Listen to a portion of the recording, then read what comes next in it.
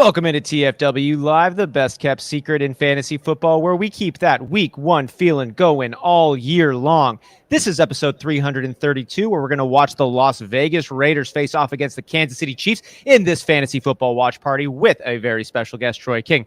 I'm Austin Sear, and joined here by one of my very best friends in the whole world, as well as our producer, Donnie Tubbs. That best friend was Big Travie. There he is. Donnie Tubbs is hiding back behind screen. No more. Here he is with you. And a big welcome to you, Whisper Nation. What is up?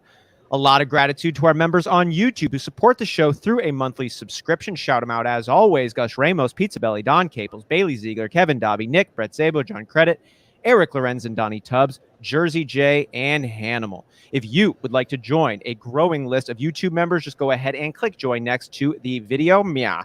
Shout out as well to our patrons who have supported us throughout our brand's existence. We will be continuing our giveaways every month, so make sure to go sign up at patreon.com/thefantasywhispers. We just gave away an awesome Joe Burrow rookie card, so get signed up today in time for this week's giveaway.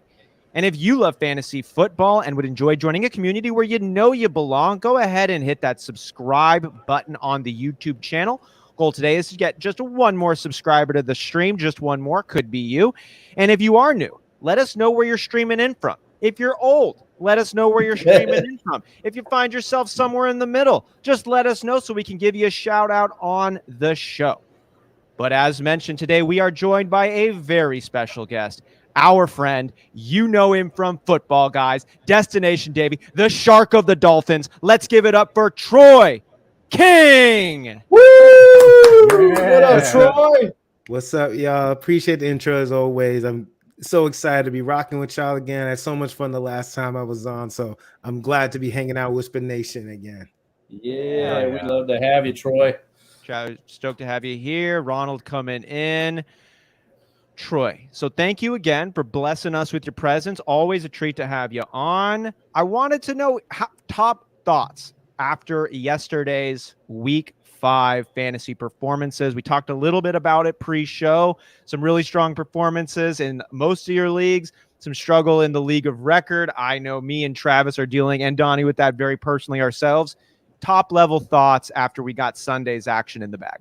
Sure. Top level thoughts is that there's a lot of just bad football being played. Let's be honest, like in terms of like real football wise, I feel like most of the games are really sloppy. And also I feel like a lot of the running backs that we thought were gonna be good aren't good. Like Najee Harris, for example. I don't know what's going on with him. I know he was banged up early, but he's been terrible. Again, and just like other guys, and we were joking around before the show. Like, I'm 1-4 in my league of record, and I have guys like Jamar Chase, Pitts, A-Rob, Elijah Moore, guys we've expected to be good and have been let down. So that's really what it's about, man. And it's the same thing I feel like for 5 straight weeks. You got random guys that step up in the offense, and then some guys have been surprises since week 1, and they've continued to do their thing. And you just have letdowns that we keep. I feel like we hold on hope for some of these guys again, like Jamar Chase, for example. I was expecting him to be like Cooper Kupp or Justin Jefferson. We just haven't seen that yet. And like T. Higgins, he was hurt.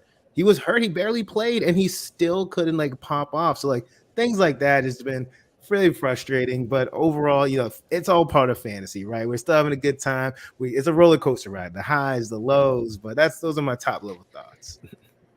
I feel like, no, so speaking of some of those guys who might have snuck on in there, or some of these weird performances, we drew up a couple of questions that were just genuinely interesting to us. I'll take this first one here. Speaking of guys sneaking in, Taysom Hill. Man, this guy's sneaking into the top 10 overall, sneaking into the end zone 4 times. He's a tight end. He's a running back. He's a 32-year-old kick returner. I don't know. He's what Tim Tebow could have been. What are you thinking about Taysom Hill, the way the Saints have been utilizing him, and do you expect this kind of usage rate to continue throughout the season? And when I say usage rate, I bake in that volatility of how sometimes he's not there and then sometimes he's scoring all the points. What do you think about Taysom Hill and the Saints? I think for me, like I've actually been playing him in deeper like dynasty leagues, for example. If I have multiple flexes, I've played him ever since like his first like kind of pop-off game. I always stick him in there, right? If you have multiple flexes, you could afford to do it. I feel like in a multiple flex league, then I don't mind like putting him in there, right? Just to see what happens. Because again, he could get you 1 point, or he could be like yesterday, get you 40. You never know. But I feel like in a deeper league where you have multiple flexes, it's worth just sticking your lineup to take a chance, because it's what it's all about, right? He's the definition of upside, volatility, unpredictability. In my normal redraft league, though, he scares me. Like, slot him into the tight end spot. But here's the thing, though. If you're streaming tight ends, that's the guy you might as well just stick in your tight end spot, because he might get you the same points as a Uh-oh. I wouldn't put him over like a guy like Dallas Goedert, for example. You know, I'm not right. crazy like that. Yeah. I think that's the right call, right? So like the 6-7 borderline at tight end, anywhere past then, you're like dumpster diving, as we kind of talked about off air. And this is a guy that any given game is going to be put in the red zone and could score a touchdown. And Austin, we were talking a little off air, and I don't know if Troy and Donnie agree with this, but it seems that the Saints it would behoove them to use Taysom Hill more. They won this game. Sure. They got 4 touchdowns out of him, and they were desperate to get a win against Seattle, and they got it. So it makes sense that they might use him more now. I think they will now, because he got the opportunity. Number one, the Seahawks defense is going to give points up to anyone, and he just obliterated that chance to do so. And secondly, Winston wasn't in the game, so they didn't trust Andy Dalton with all the snaps, so they put him in there a little bit more. And then what do you get? 3 or 4 touchdowns? Was it? Yeah, it was 4. You got 4 3 rushing, 1 passing. With Andy Dalton starting quarterback, I think they're going to be like, oh, we got something here. Maybe if Winston's healthy, I don't give a fuck. We're putting in Hill a little more often. I think yeah. Go ahead. Oh, no, sorry. I was gonna say how but they've known about Taysom Hill. He's not a surprise. He's been with the team for such a long time. So why haven't they? And I know they've used them randomly, but I feel like especially, even with Jameis Winston, right? You know what you have in Taysom Hill. He should be utilized all the time on a consistent basis, even though we don't like it for fantasy, like for Michael Thomas, Alvin Kamara. Like in terms of football, he clearly is a dynamic player. He should be used more often, because just like yesterday was a great example of that. Agreed. Yeah. I like to Travis's point there of he gives them this kind of boost. Kamara looked really good in yesterday's game, but it's clear that he's still dealing with that rib cartilage fracture. And you don't need to be a professional football player to put yourself in the mindset of what it's going to be like right before you make a play to have such a pain strike through your body. And these guys are tough, so they're going to go out there and get it. But to have another guy like a Taysom Hill, who this is exactly what he does, he's ready for anything. And it's kind of put him in there and carry that extra little load and do things that either Kamara is not able to do right now, Dalton is never going to be able to do, and almost has this added enthusiasm about it. It's almost like as much of a physical lift, an emotional lift as well, to have this guy. He's like, what is he just kind of doing? But speaking about some guys that are like, what are these guys doing? Troy, moving it on. The next one we had up here was Breece Hall and Kenneth Walker were taken 1 pick apart in the actual NFL draft. Breece Hall has been climbing up, and he had a great day yesterday, almost 200 yards total. Michael Carter came in and finished off some of the work that Breece Hall had gotten done between the 20s. But Kenneth Walker then was able to come in after that Rashad Penny injury and busted out one of the biggest running back runs we've seen this season so far. And it's not like this was a big surprise move from Kenneth Walker, who Player Profiler has sparked to LaDainian Tomlinson. Breece Hall comp to Jonathan Taylor, both looking good. My question for you is more excited rest of season, Breece Hall, Kenneth Walker, and any thoughts about those 2 rookie running backs? Breece Hall for me still. And I think that Kenneth Walker is, prime for an amazing opportunity. The Seahawks look way better than I think anybody gave him credit for. I think a lot of times, especially in drafts, right? A lot of people didn't like Kenneth Walker because of Rashad Penny, as well as that's why he kind of slipped in the original, fantasy drafts. But now it's just he's going to get all the RB work. The reason why I go Breece Hall is because it's the receptions. I mean, the receptions are the biggest difference between the two.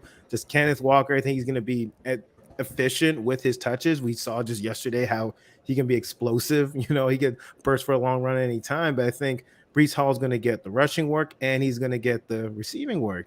So to me, I just think that Breece Hall, even though you have Michael Carter still there, I think Breece Hall has showed that he's gonna continue to take over that backfield. He's gonna continue to get the majority of the opportunity share. I just feel that they both have a lot of upside. I would want both of them starting on my fantasy team, but I think Breece Hall is the guy I would want between the two. Yeah, and I wanted to check in because we did mention, you're a big Dolphins fan, and I know that that's been your squad for a long time.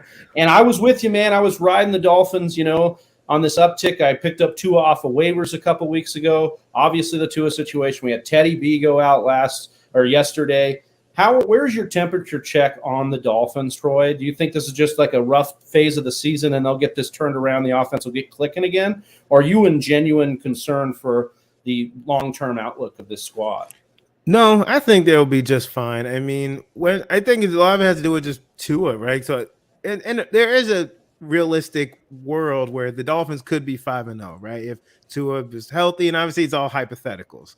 So I think that once Tua is right, I don't know if he's even going to play this week. There's optimism that he could be cleared and good to go this week, but it might be another week. Maybe he plays again next week. But I think that, and even if it's Teddy, right? It's just Skylar Thompson. He was a 7th round pick. No idea he was playing. So that's why yesterday it was rough, right? We could have won that game, in my opinion. Even though the Dolphins gave up 40 to the Jets, it was close throughout the fourth quarter, and at the end, it just kind of went off the rails. So I think that in the beginning of the year, I think was the toughest part. So the way the Dolphins schedule kind of breaks down is that in the beginning of the year, the Patriots, the Ravens, the Bills, and then Bengals. And this next part is supposed to be a little softer. The Vikings matchup that they're playing against, that's going to be a little bit tough, but it's the opponents that are coming up aren't that difficult where I believe the Dolphins can win. Towards the end of the season is when it gets a little hard again. But I think throughout the next few weeks, we can see the Dolphins starting to rack up things. A lot of it has to do with Tua being healthy. I think Teddy, if he's cleared, he'll be serviceable enough to win some of these games. But I think if Teddy was there, look, we would get, I think Tyreek Hill, Waddle, they're still going to do their thing. I just think yesterday, 7th round rookie, our third string quarterback. And I think that's the reason why it ended up being what happened yesterday. Yeah. I wanted to ask you, staying with the Dolphins, your colleague Sigmund Bloom, who Travis and I absolutely adore, Uncle Sig, we love you. He shared a bit of wisdom with us that Travis and I reference all the time. And that was, don't dismiss your emotional investment you make onto players because, people tell us, don't get too emotionally invested. He was like, forget that. Like, be emotionally invested. Just be honest with yourself. So if you're really high on a guy and then a couple weeks go by and you're being really disappointed by what you're seeing, don't say it's going to turn around or just hope. Be like, no, I thought it was going to be this way. And I'm watching really, really closely, and I'm seeing it's not really going that direction because that becomes an advantage for you. You get to see the tea leaves begin to point before everybody else does because you're paying so close attention to it. Then you just got to be honest with yourself and make a move to try to benefit your situation.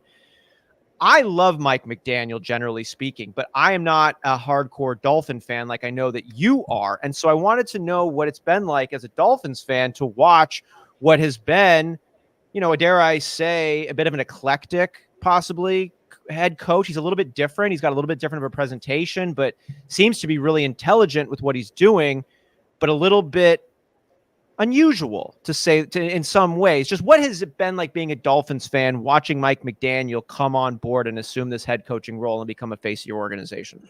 No, I appreciate that question. I think during the offseason, people were very enamored with Mike McDaniel because he was different, right? When you think of coaches, you think of back in the day, you think of guys like Bill Belichick. You don't think of guys like Mike McDaniel. So I think over the offseason, people were enamored with him. He was different. He was quirky. And I think he's a really kind of quirky guy. And to me, I really like his personality. But as a Dolphins fan, I'm like, this is great and all. Like, he seems like he knows what he's doing. But is this going to translate to wins? And it was. And look, it was things were looking good, right? And obviously the whole Tua concussion situation, I think then some of the ways that he handled some, and I think adversity, you know, I feel like the way maybe he handled some of the press conferences, there are people that didn't like some of his responses. So I feel like his quirkiness in those situations were more off-putting rather than charming.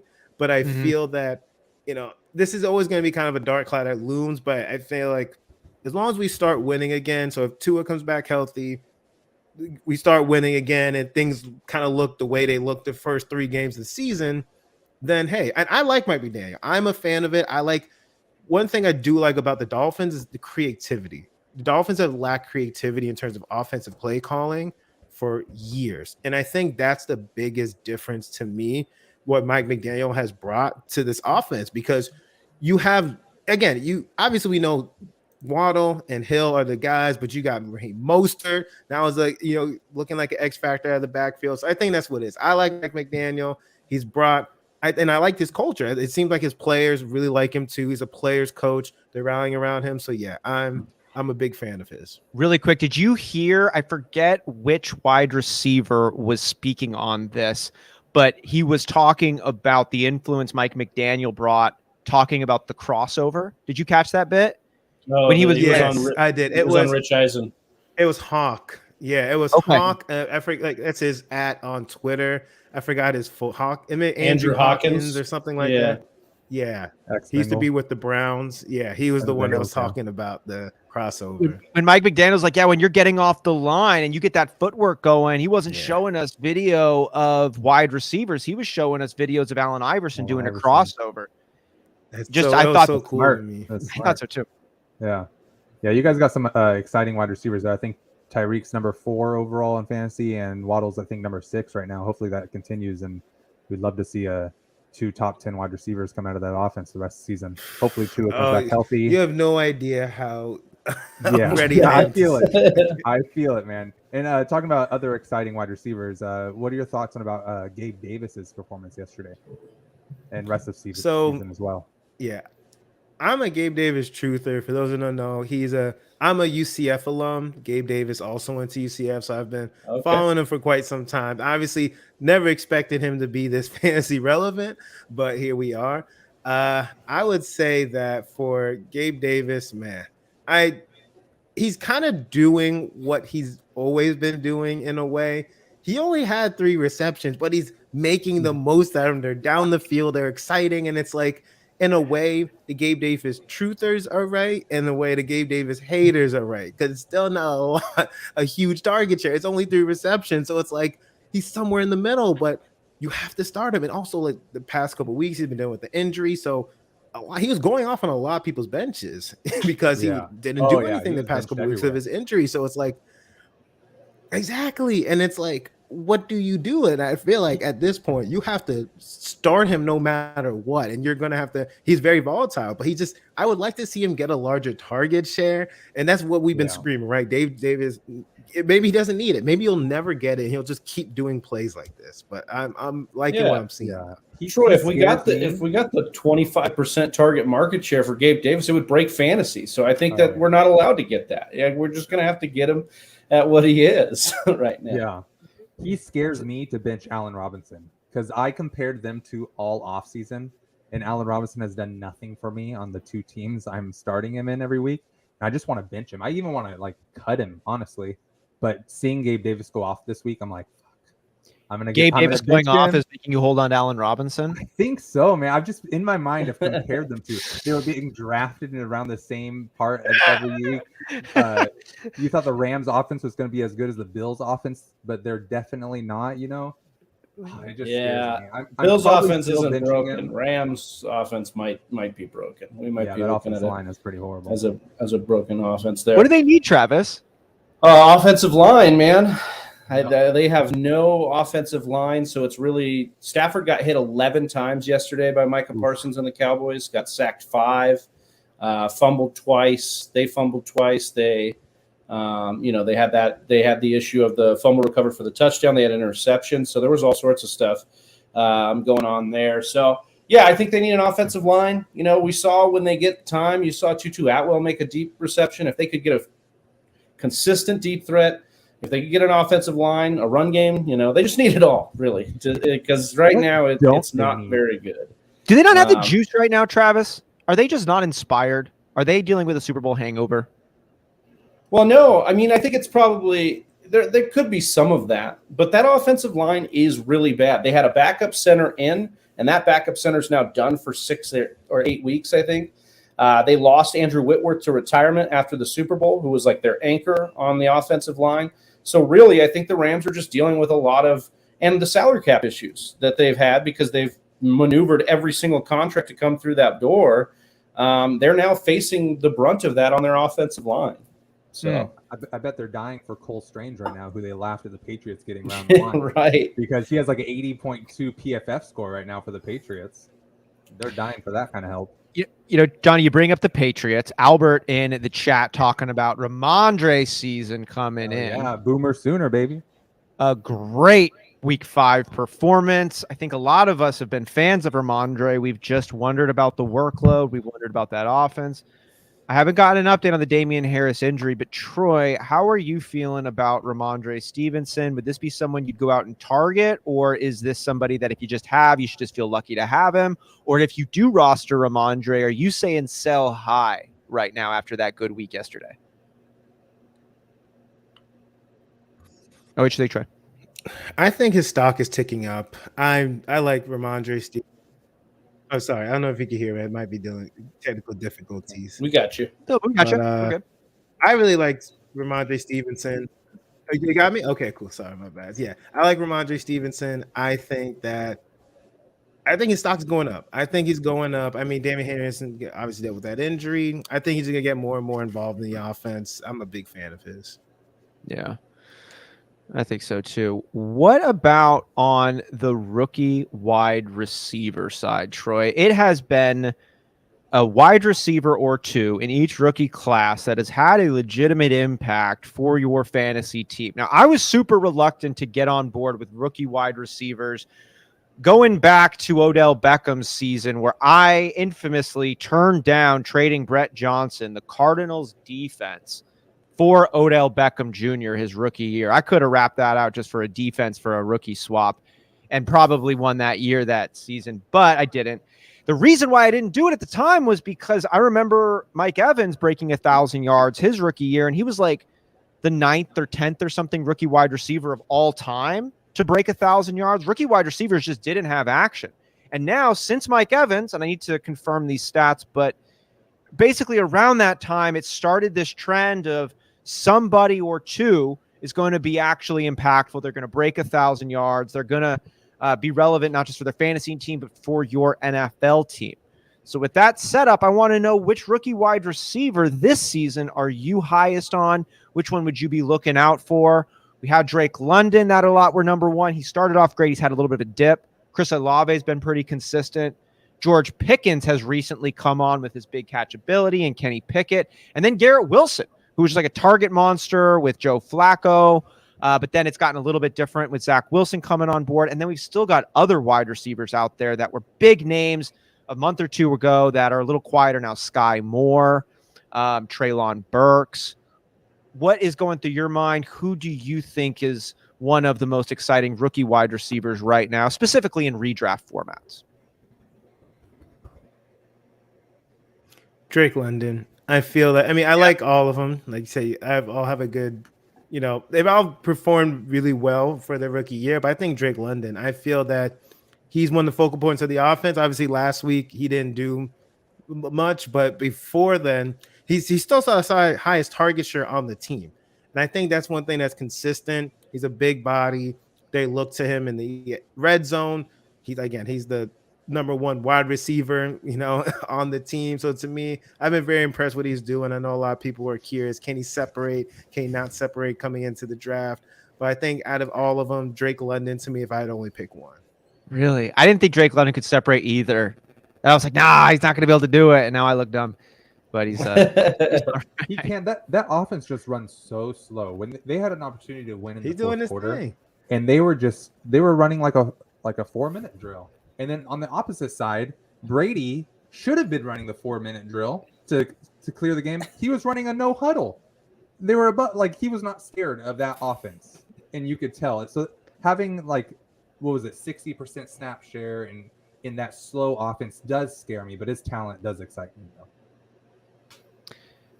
Are we going to get anything from Kyle Pitts, Troy? You said you got him rostered. I got him rostered. Travis traded me this exciting piece. Thanks a lot, Travis. So now I'm rocking Kyle Pitts in my league of record.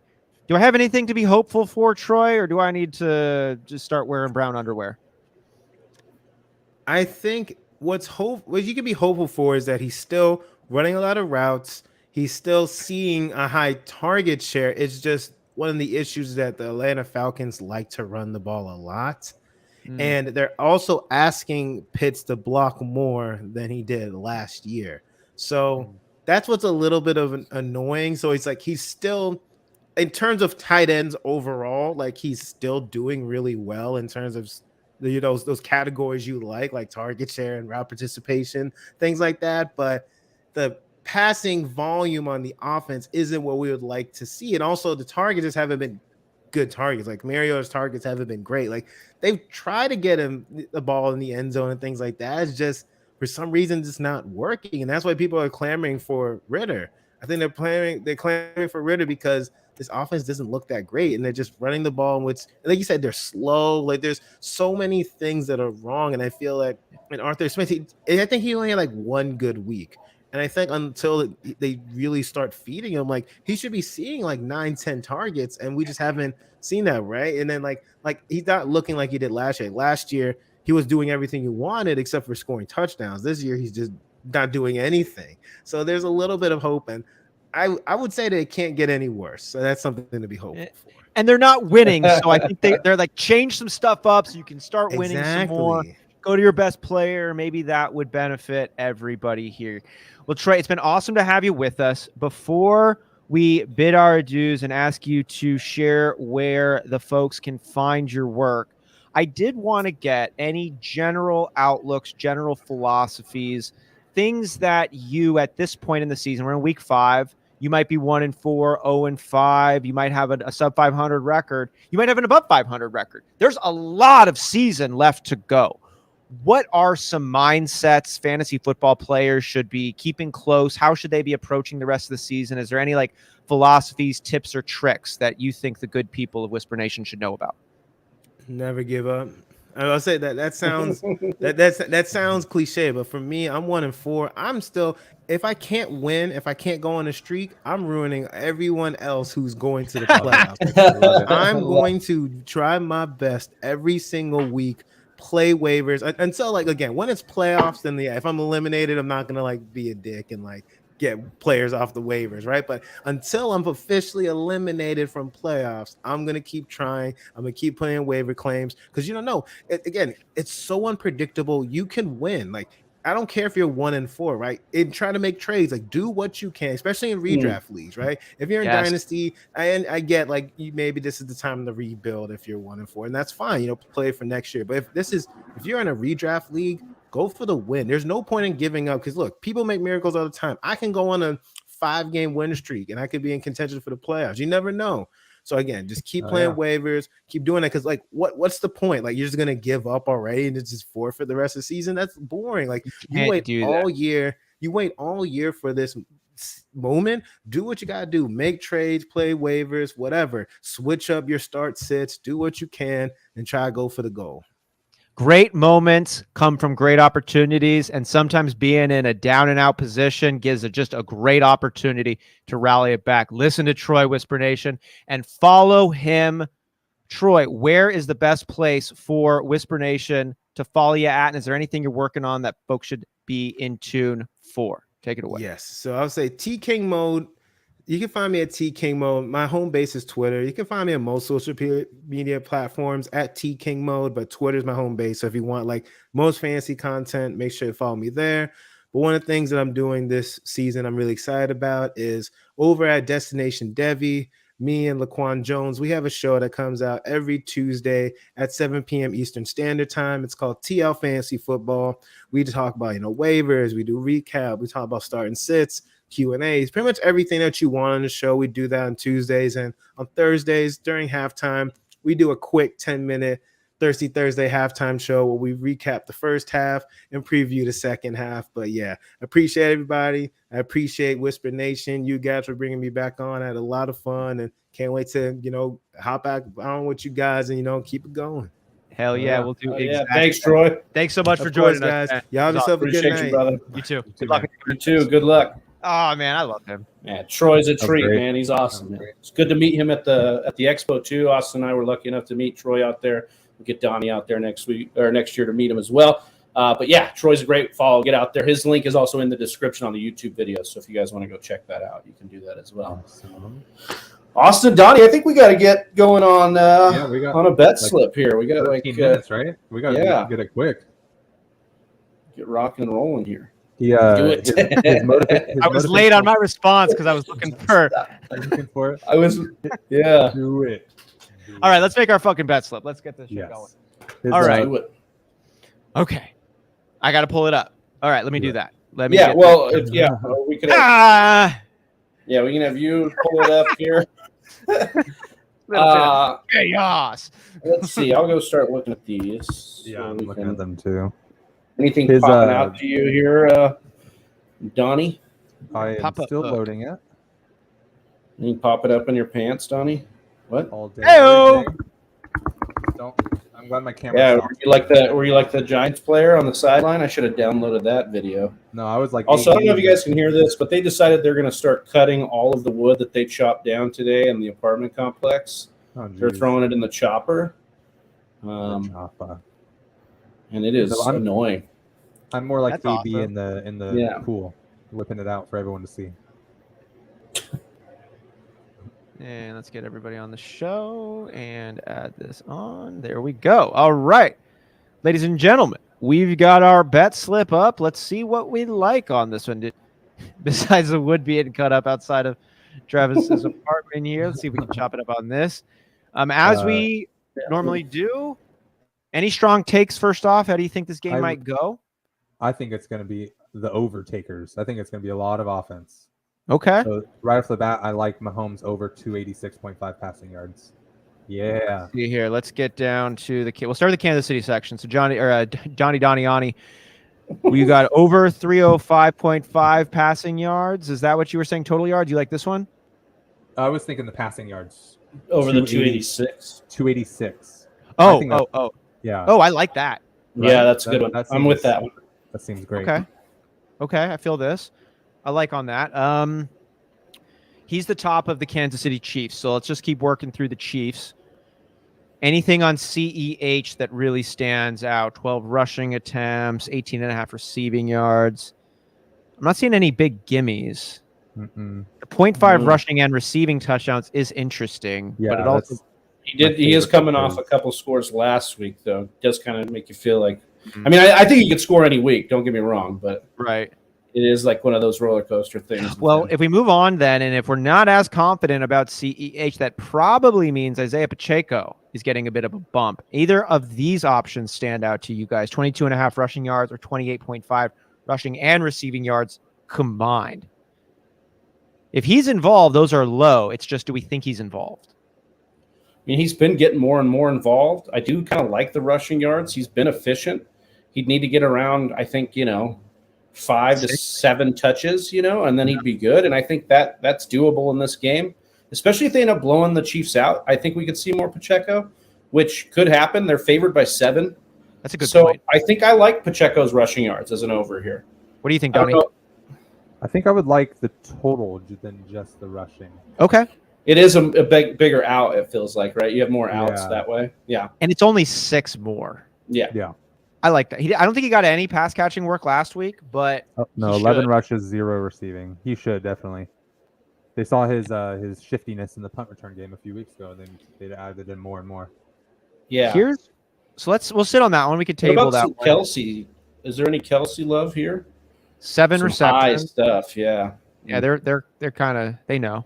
They're on to us in our secret. I'm not surprised he breaks either of these, but these aren't gimmies. Do you think that the Juju 4.5 receptions is too low? I think he's gotten 5 catches in every game, but he is a little bit actually acting out. Right? banged up. He's got that hammy. Yeah, he's had 5 or more catches in 3 of 4 games. Yeah. The other game he got 3 catches. I don't mind it, but the hammy does scare me. It does give me a pause. I'd like to move on and see if we see anything that's even more tempting. What about Raiders action maybe? Yeah, is Waller on there? Is Waller healthy? We'll take a look. It's actually a good question. I think him and Renfro got removed from the injury report. That's what we reported on Friday. Chiefs allow the 10th most points to tight ends, so that's something to look at. I kind of like that. I was going to throw out here. This seems kind of high for Noah Gray. Do we think he's going to really be involved in the pass catching work? I know he's had a little bit, but I think that's nice to them to think he's going to catch a pass. He had 0 last week, 26 the week before, 12 the week before, and 10 yards the week before. So he's all right. Maybe he's kind of annoyingly being around. Yeah. Okay. Let's go up to the Rams side then. 38.5 passing attempts, man. I was like hoping we could get in on passing attempts, and that seems like a lot. They will have to throw. I like the interception, personally. Yeah, he's had 1 interception in every other game, 1 or more. He had 3 in the first game, 0, then 1, then 0. So he's technically due. He's due, man. I don't hate it. Yeah, I mean, I'm down to go with it. He'll have to throw in this game, so we're gonna get opportunities for it. We can throw it out there and take it off. We don't like it. For now. Let's Jacobs take a and look. Adams. I scrolled down to the wall. Okay. Because we did mention liking this one. Those are Donnie, how are you high. feeling about these? They scare me. I was hoping around 40. I would definitely put the higher on 40, but I don't know. He's been up and down. The first 2 games over 50 yards receiving. The next 2, the previous 2 to this one, 22 and 24 each. Only 3 receptions the last 2 weeks. Also, that scares me a little bit. Little scary. Hunter Renfrow scares me just in general because he feels like a ghost. Yeah, because he's just like so physically imposing. Well, it's the fact that he's not, that he keeps showing up. He's like this weird ghost that you're like. What do we think about Adams' receptions here? 7 receptions. I think low. over, honestly. Yeah, in this game against the Chiefs. Yeah, let's see here. So he's had, it'll ever load here, 10 receptions, 2, 5, and 9. So he's been about halfway there in the 2 games they've had to throw. I kind of like it in this game. Me too. What do you think about the 81.5 receiving yards? Do you feel better about going over on that? I'd rather do receptions, I think. You'd rather do receptions? It's about the same. It's half and half, so yeah. Stick with the receptions? Yeah, I think so. Okay. So we got room for 1 more if we'd like to take it. Mac Hollins, 34.5 receiving yards. I kind of like how we've got all hires. We've all got hires on this one. We'll sneak the lower in on the receiving yards for Hollins. Is that what you're saying? No, I just wanted. I was like, let's just keep this one kind of rooting all the way for it, and then we can maybe get in another one here. Is it start 5:15 or 20? Is it lock? 5:15. 5 minutes. Yeah, in like 4 or 5 minutes it will lock. Okay. I'm gonna go ahead and just lock in this one right now. Okay. Boom. Okay. So we've got this one in there. We've got higher on the Derek Carr interceptions, Devontae Adams, Isaiah Pacheco, and we want to go with the Noah Gray, Mac Hollins, the weird lowers, the unders, the nasty under bits, the no-name people, like on some of these weird ones. I like it. Mac Hollins, don't call him a no-name, man. Oh yeah, that's Austin. That's the bane of Austin's existence, dude. Yeah, caused him a listener league. In there. Do we like MBS like lower than 45.5 or maybe? The only thing that scares me about that is the Juju injury. That's a good point. I do like it though because Vegas are 27th best, or they give up the 27th most points to wide receivers, so they're top 10 against wide receivers. In points allowed, or their defense is good against wide receivers? Their defense is good against wide receivers. Oh, okay. So we don't. So we kind of like the unders on. I do like the unders on MVS. MVS, yeah. 45.5 receiving yards for MVS. I'm down to. What's the Hardman one? Is Hardman there? 21.5. That's like that feels like the last week one we. AJ Hamler. Yeah. I'd be okay with Sky Moore. 20.5. I don't know. Hardman had 4 yards, 2 yards, and then 49 and 16. So maybe we go under here. He's been He looks like under 3 out of 4 times. he's kind of trending down also, it seems Yeah, like. I'm good with that. Okay. We got a couple minutes. Any other on this Undertaker slip? We had the Noah Just- Gray one. Did we want to go under on the Noah Gray? Even though I it don't was know. You 10 told me the over? numbers. I wasn't as Yeah. confident. I know I brought it up, but what about Justin Watson here? Who the fuck is that? 3.5 receiving yards is way Yeah. too low, dude. Do it. Just do it. But what if they had Travis Capels? I kind of want to, man. Travis Capel's in there. Like if they had Travis Capels over under 2 yards, I'd be like, it's not a lot, but I feel good It's going under. yeah, well, Watson- yeah, Watson not had- active. He had 0 yards, 50 yards, 0 yards, 0 yards. Okay, I'm gonna tag the under on this just because, like, All I'm right. playing that they're not gonna see the field. All right, That's all right. my take on this. Do we have any issues with that? Do we want to go under on the Renfro? On the Renfrenator? I don't mind that also. I don't mind that at all, dude. 46 or receptions, yards or receptions. I'd go under on the yards. Yards. His ADOT's pretty low, so Okay. he's going to get a gush. Over 4 under. I like it. Oh yeah, let's do this one. Now I'm gonna lock this in. Another 4, and then we got a minute to do a. There it is, all unders. Let's do some rivals. Okay. Yeah. Okay.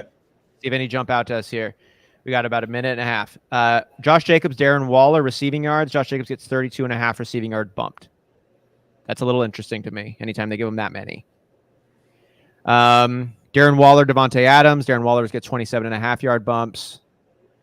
This Darren Waller, Hunter Renfro gets 8.5. I'm almost thinking with the Darren Waller on that. Passing touchdowns, Derek Carr versus Patrick Mahomes. Derek Carr gets half a bump. I almost like the Patrick Mahomes side. I do too. That one's one I like. Passing yards, Mahomes, we can't do that anymore. Can't do any of these. Let's Rushing see. yards, CEH versus Josh Jacobs, 12.5 12 for and a half. CEH. That's it. I kind of like Josh Jacobs. I do too. Do it.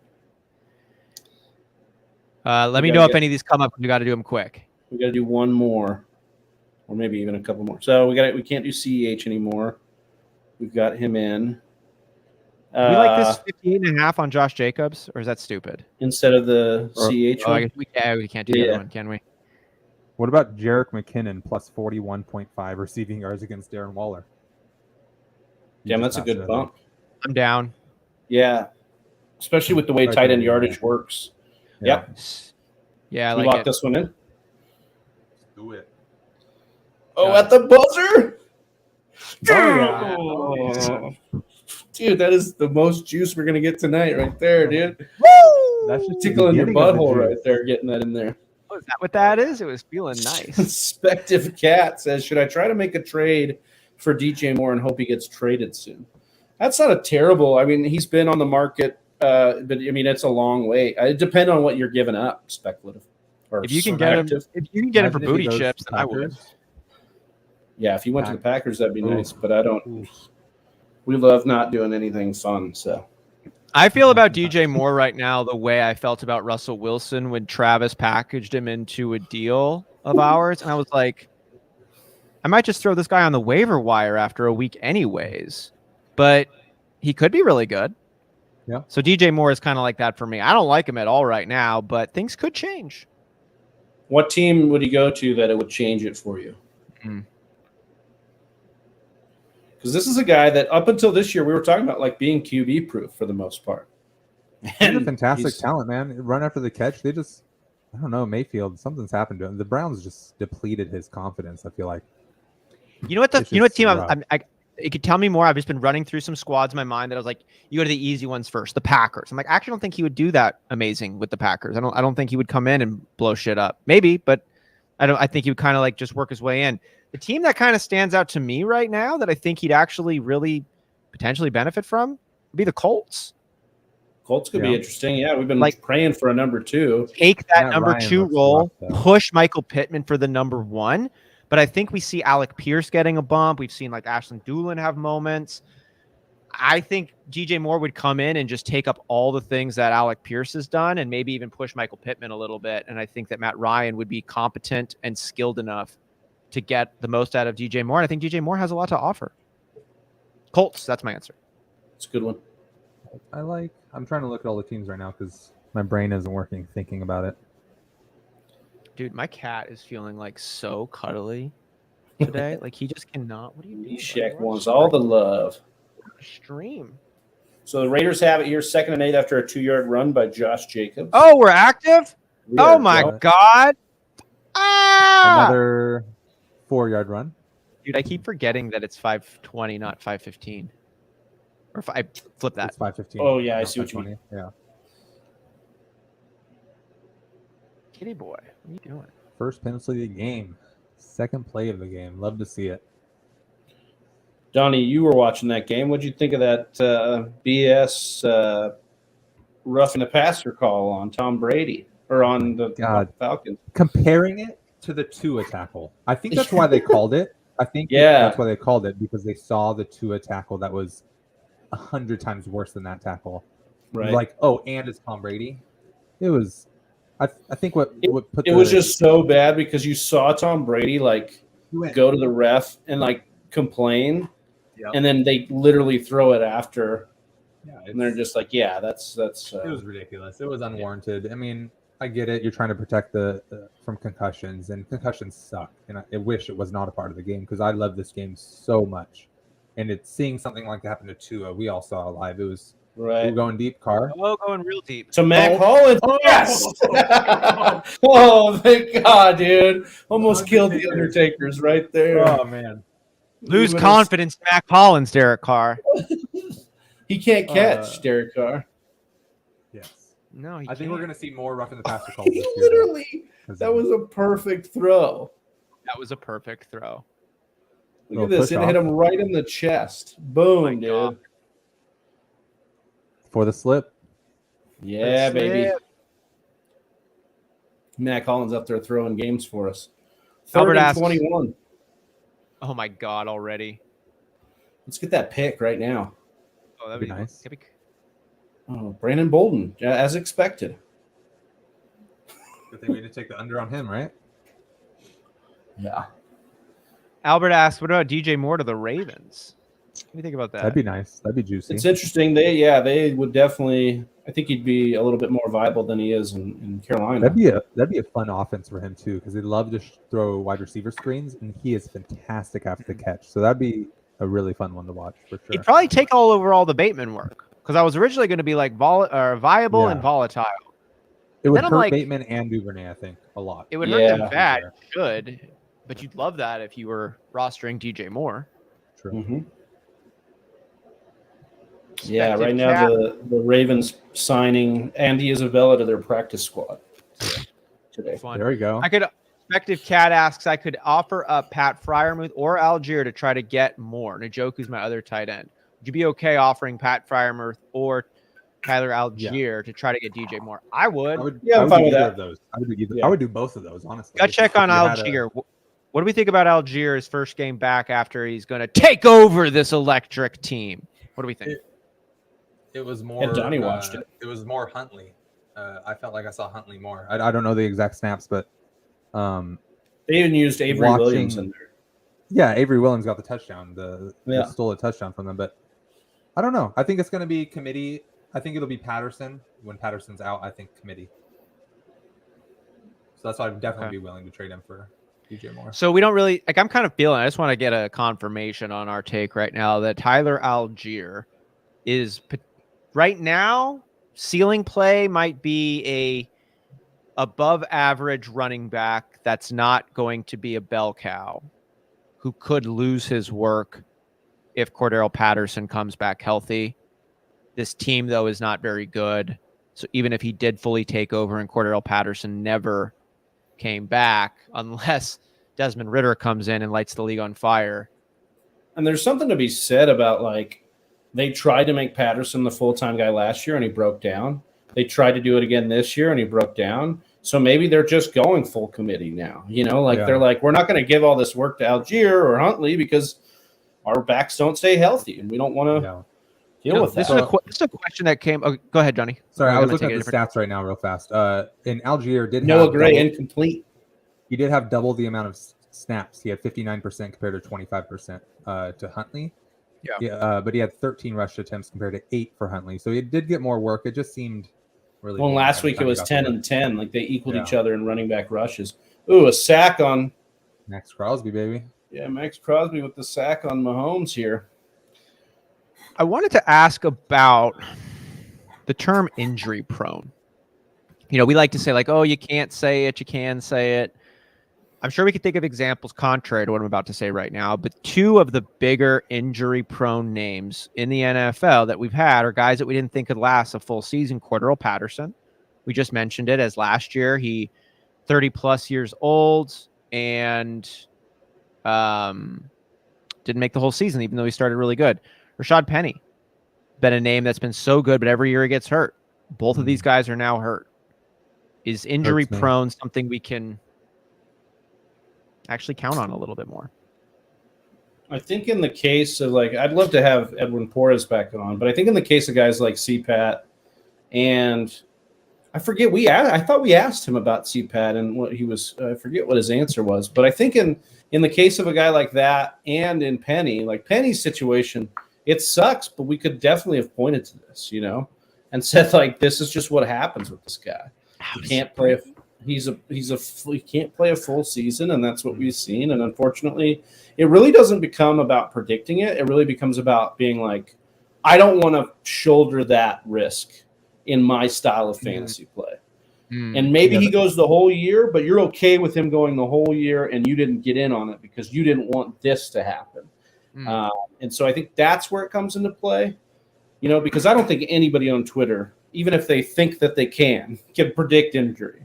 I don't think anybody can really, this is a running back position. We saw everybody in the first round get hurt last year. Yeah. People at the running back position, you're going to hurt. You're going to miss time. It's definitely in my mind when drafting for fantasy football. Like, I don't like to think of the players as injury prone, but in the two leagues where I did draft Penny, I also drafted Walker because that was in the back of my mind. I was like, well, he's injury prone. He's probably going to get hurt at one point, so might as well get his backup. So I think if you've seen it in the players, or if it's the aging players like Patterson that get a lot of work, I think I think it might be necessary to try to get their either their handcuff or just let it be known in the back of your mind that it's probable. I think there's a couple things here. First of all, I want to say what's up to Brett coming in saying everybody looked great this weekend. And Albert saying, what about Raheem Mostert, which I think is a great question on this topic. But you talked about two instances right there. We're talking about Cordero Patterson.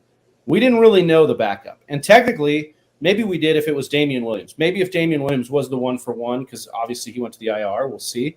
But they're using a committee. If we look at the Seahawks, it's going to be Kenneth Walker's show. They spent a second-round pick on him. We know that that's probably the backup. I just think there are going to be instances where you're like, yeah, you're going to draft this guy. He's a little bit injury-prone. Do we know his backup? Then, okay, yeah. If you don't know, though, like the Falcons, we were telling people last week on the waiver show, right, Austin? Like, don't run to pick these guys up. We don't know what the situation could be. Pacheco, Rachaad White, some guys with more upside are actually better stashes right now. Raheem Mostert, we even talked about as Albert brings him up here. And Mostert's another one. He hasn't finished a healthy season in his career, and he's rocking it right now. He's the guy. He's the feature back in this Miami offense. And I think he's a guy you're going to be fine starting in a lot of cases. But it's also why like I'm not 100% sold on just dropping Chase Edmonds right now either.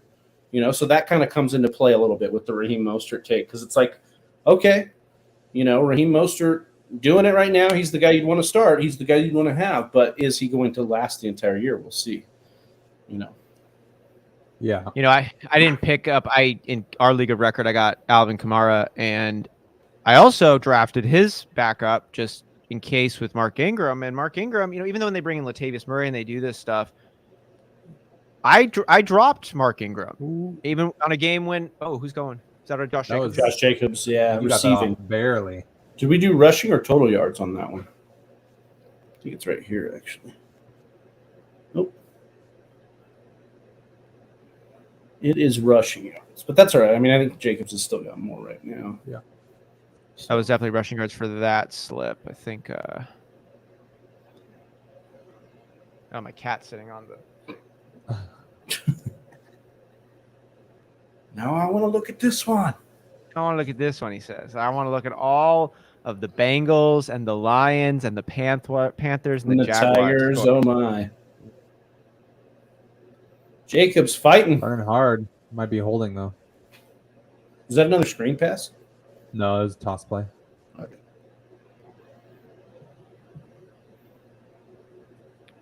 Trying to find... Andy Reid, the Walrus.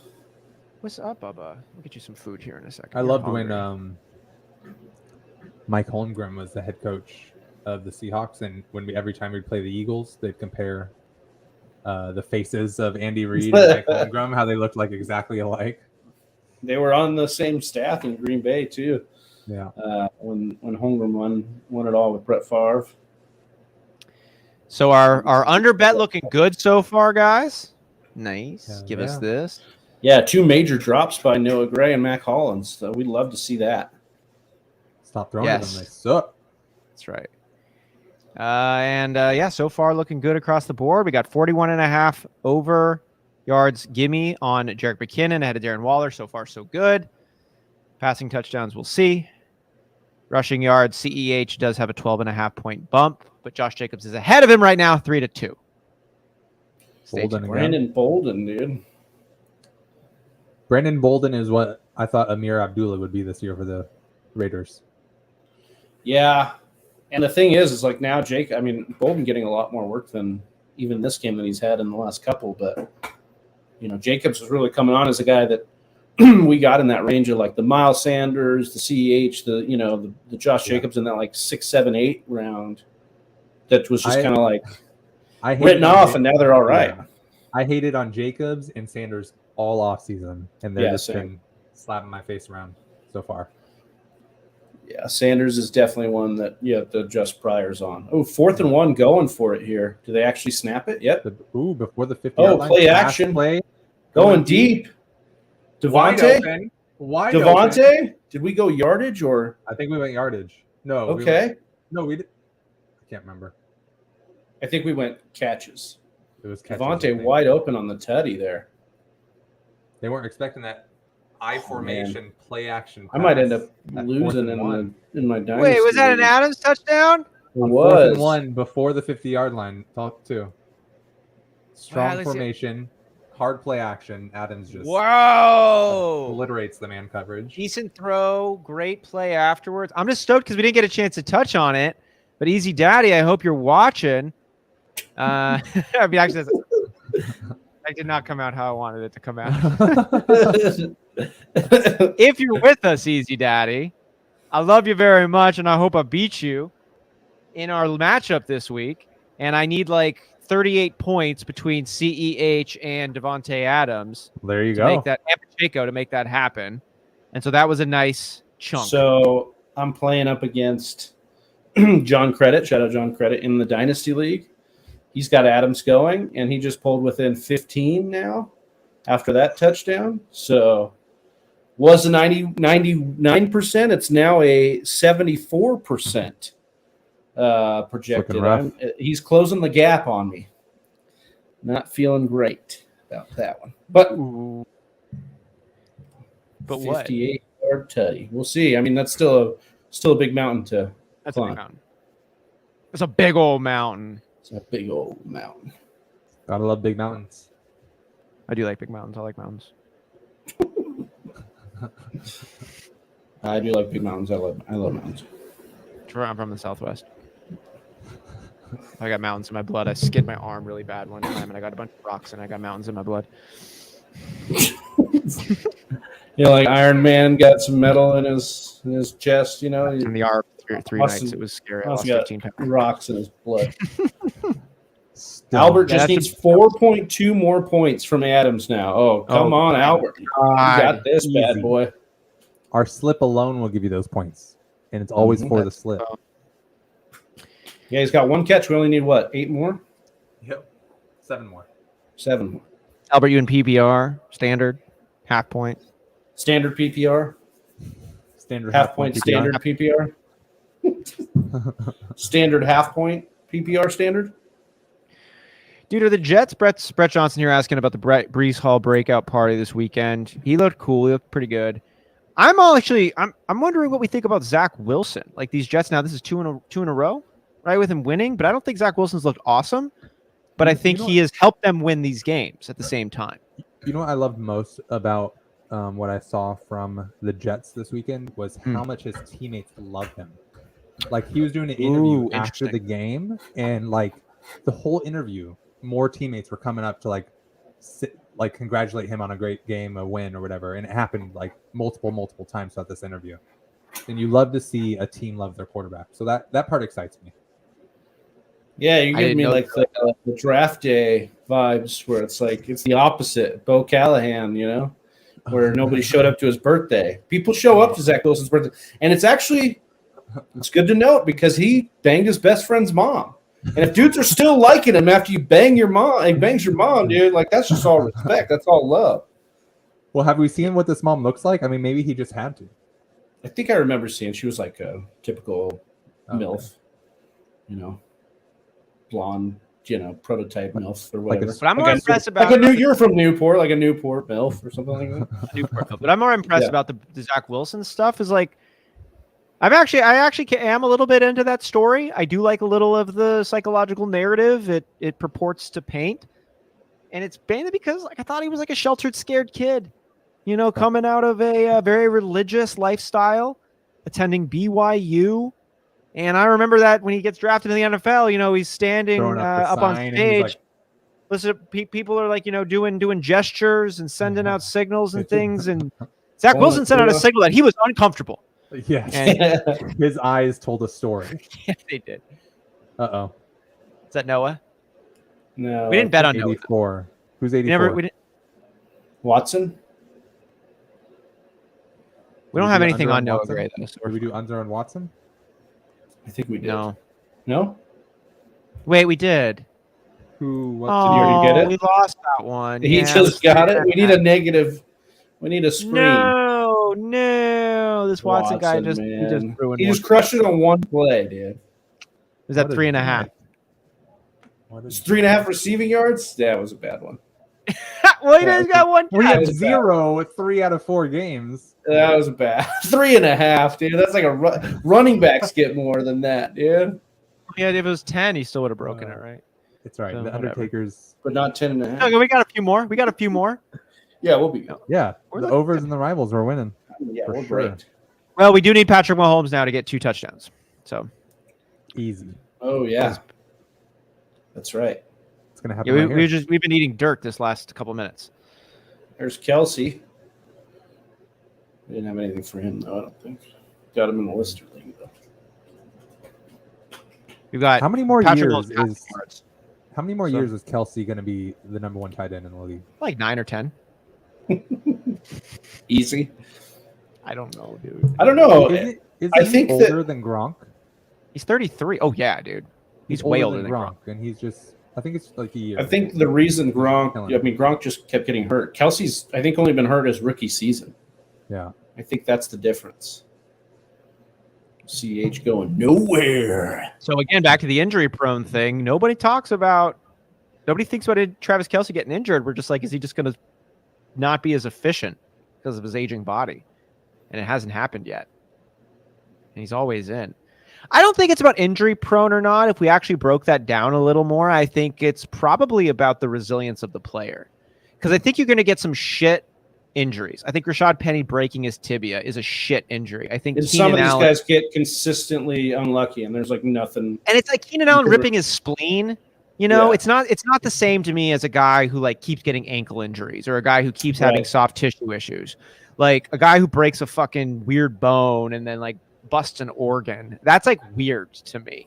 And there's nothing you can really do about that. Like Gronk in his forearm when he broke his forearm and then he had an infection in his arm, and that was really weird. You know what I mean? Outside of that, I think we have a conversation that's not so much about injury prone. It's about resilience.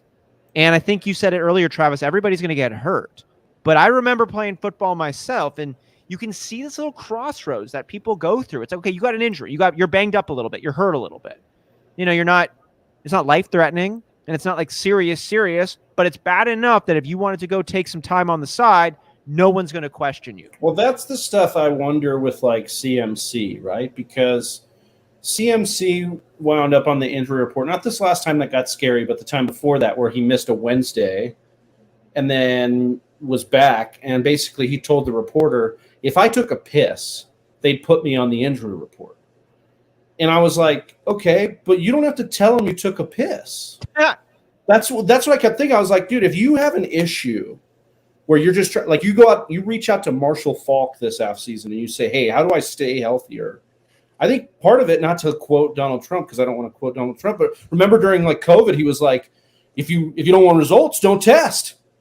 And it's like, to me with CMC, I'm just kind of like, if you don't want to end up on the injury report, don't tell them you got a little dinged Patriots up. mode.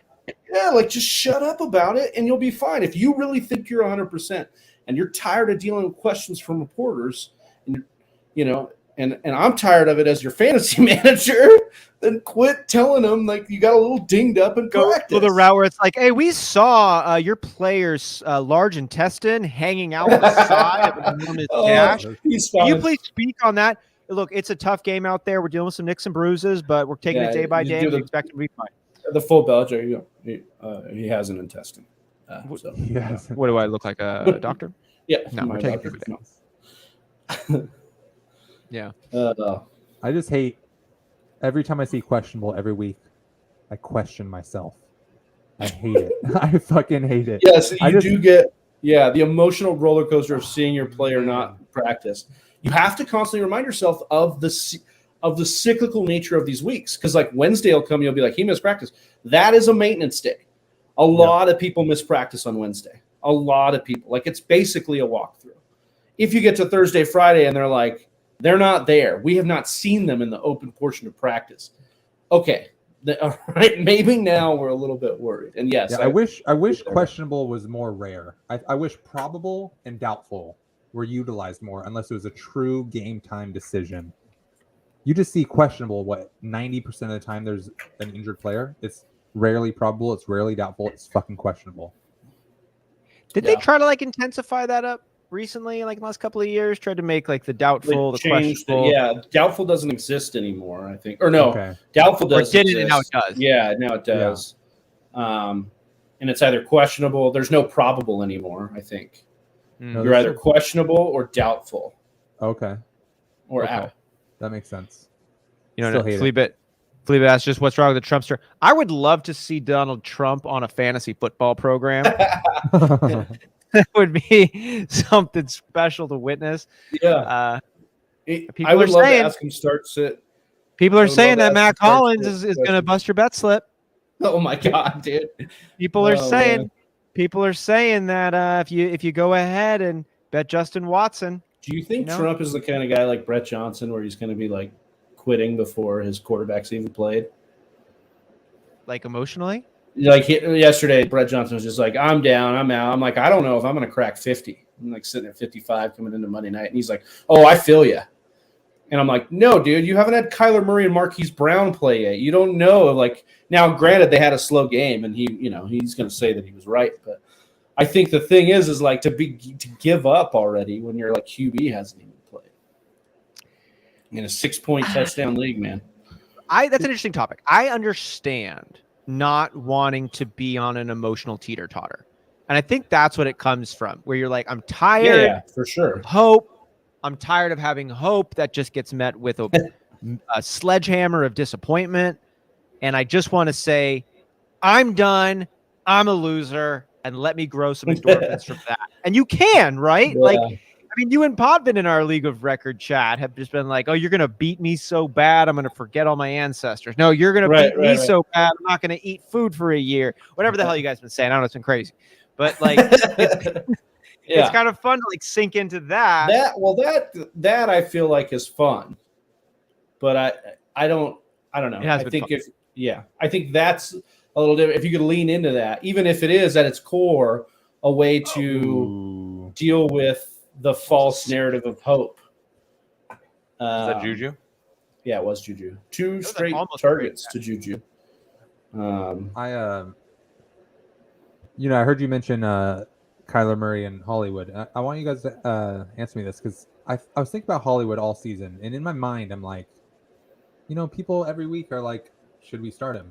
He's the number 5 wide receiver in PPR right now. Snap. Is he having one of the quietest top 5 wide receiver PPRs in like you've seen? I think what we see sometimes too with these guys is he's not like a prototypical alpha, but he's like putting up. It's like a Deontay almost when Deontay was kind of balling with Ben. And it's like you get these guys that are like, oh, well, this like, and I actually think Marquise is a little bit more exciting than Deontay's kind of ever been. But yeah, like I think that there's this kind of Austin. We've talked. Oh, well, Austin's out here, but we've talked about before with like Derrick Henry.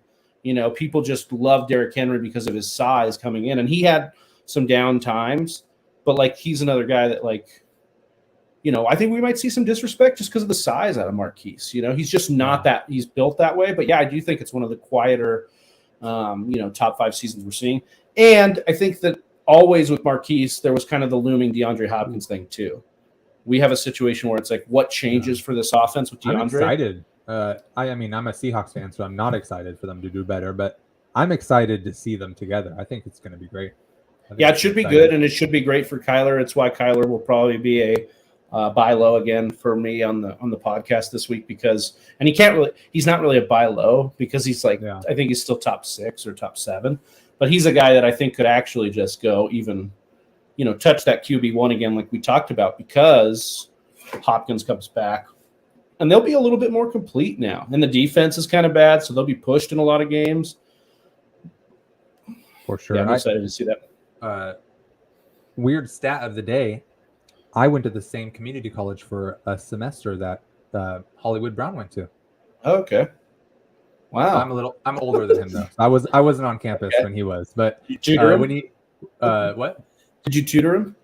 No. Yeah, no. I only went there for a semester. But when he got recruited to OU, I saw he was community college of the Canyons in California, and I was like, what? Awesome. And then he fucking killed it at OU, and now he's killing it in NFL. So it's like I went to the same college as him. Do you think you could beat him in a race? Easy. Give me a 60-yard head start, maybe.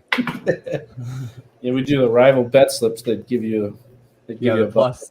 Yeah, I need that. Yeah, I'm excited to see what happens here. We're starting to roll into bye weeks this week too. Mm-hmm. We're gonna have we're gonna have Detroit. I don't know if anybody else is on bye. I know Detroit is. Let's see. I did want to mention a stash to Whisper Nation is if you're in need for a running back, DJ Dallas will get some work in Seattle. We're having a great offense this year.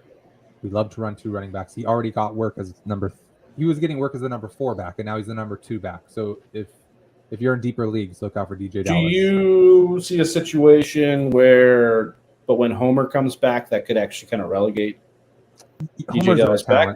Yeah, Homer's a better talent than DJ Dallas. So until then, I think a flyer situation in deep leagues, start him in your flex if you really, really need someone.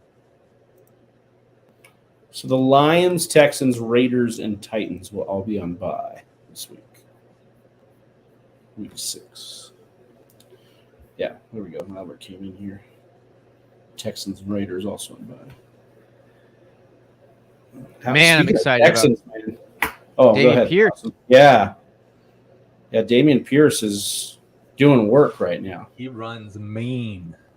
Yeah, that one play to kind of seal the win for Houston was excellent.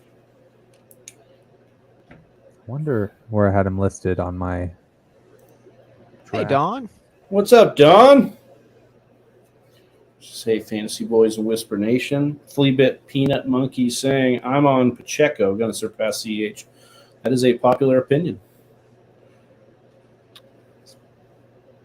We will see what happens. So we get to see He definitely has some juice.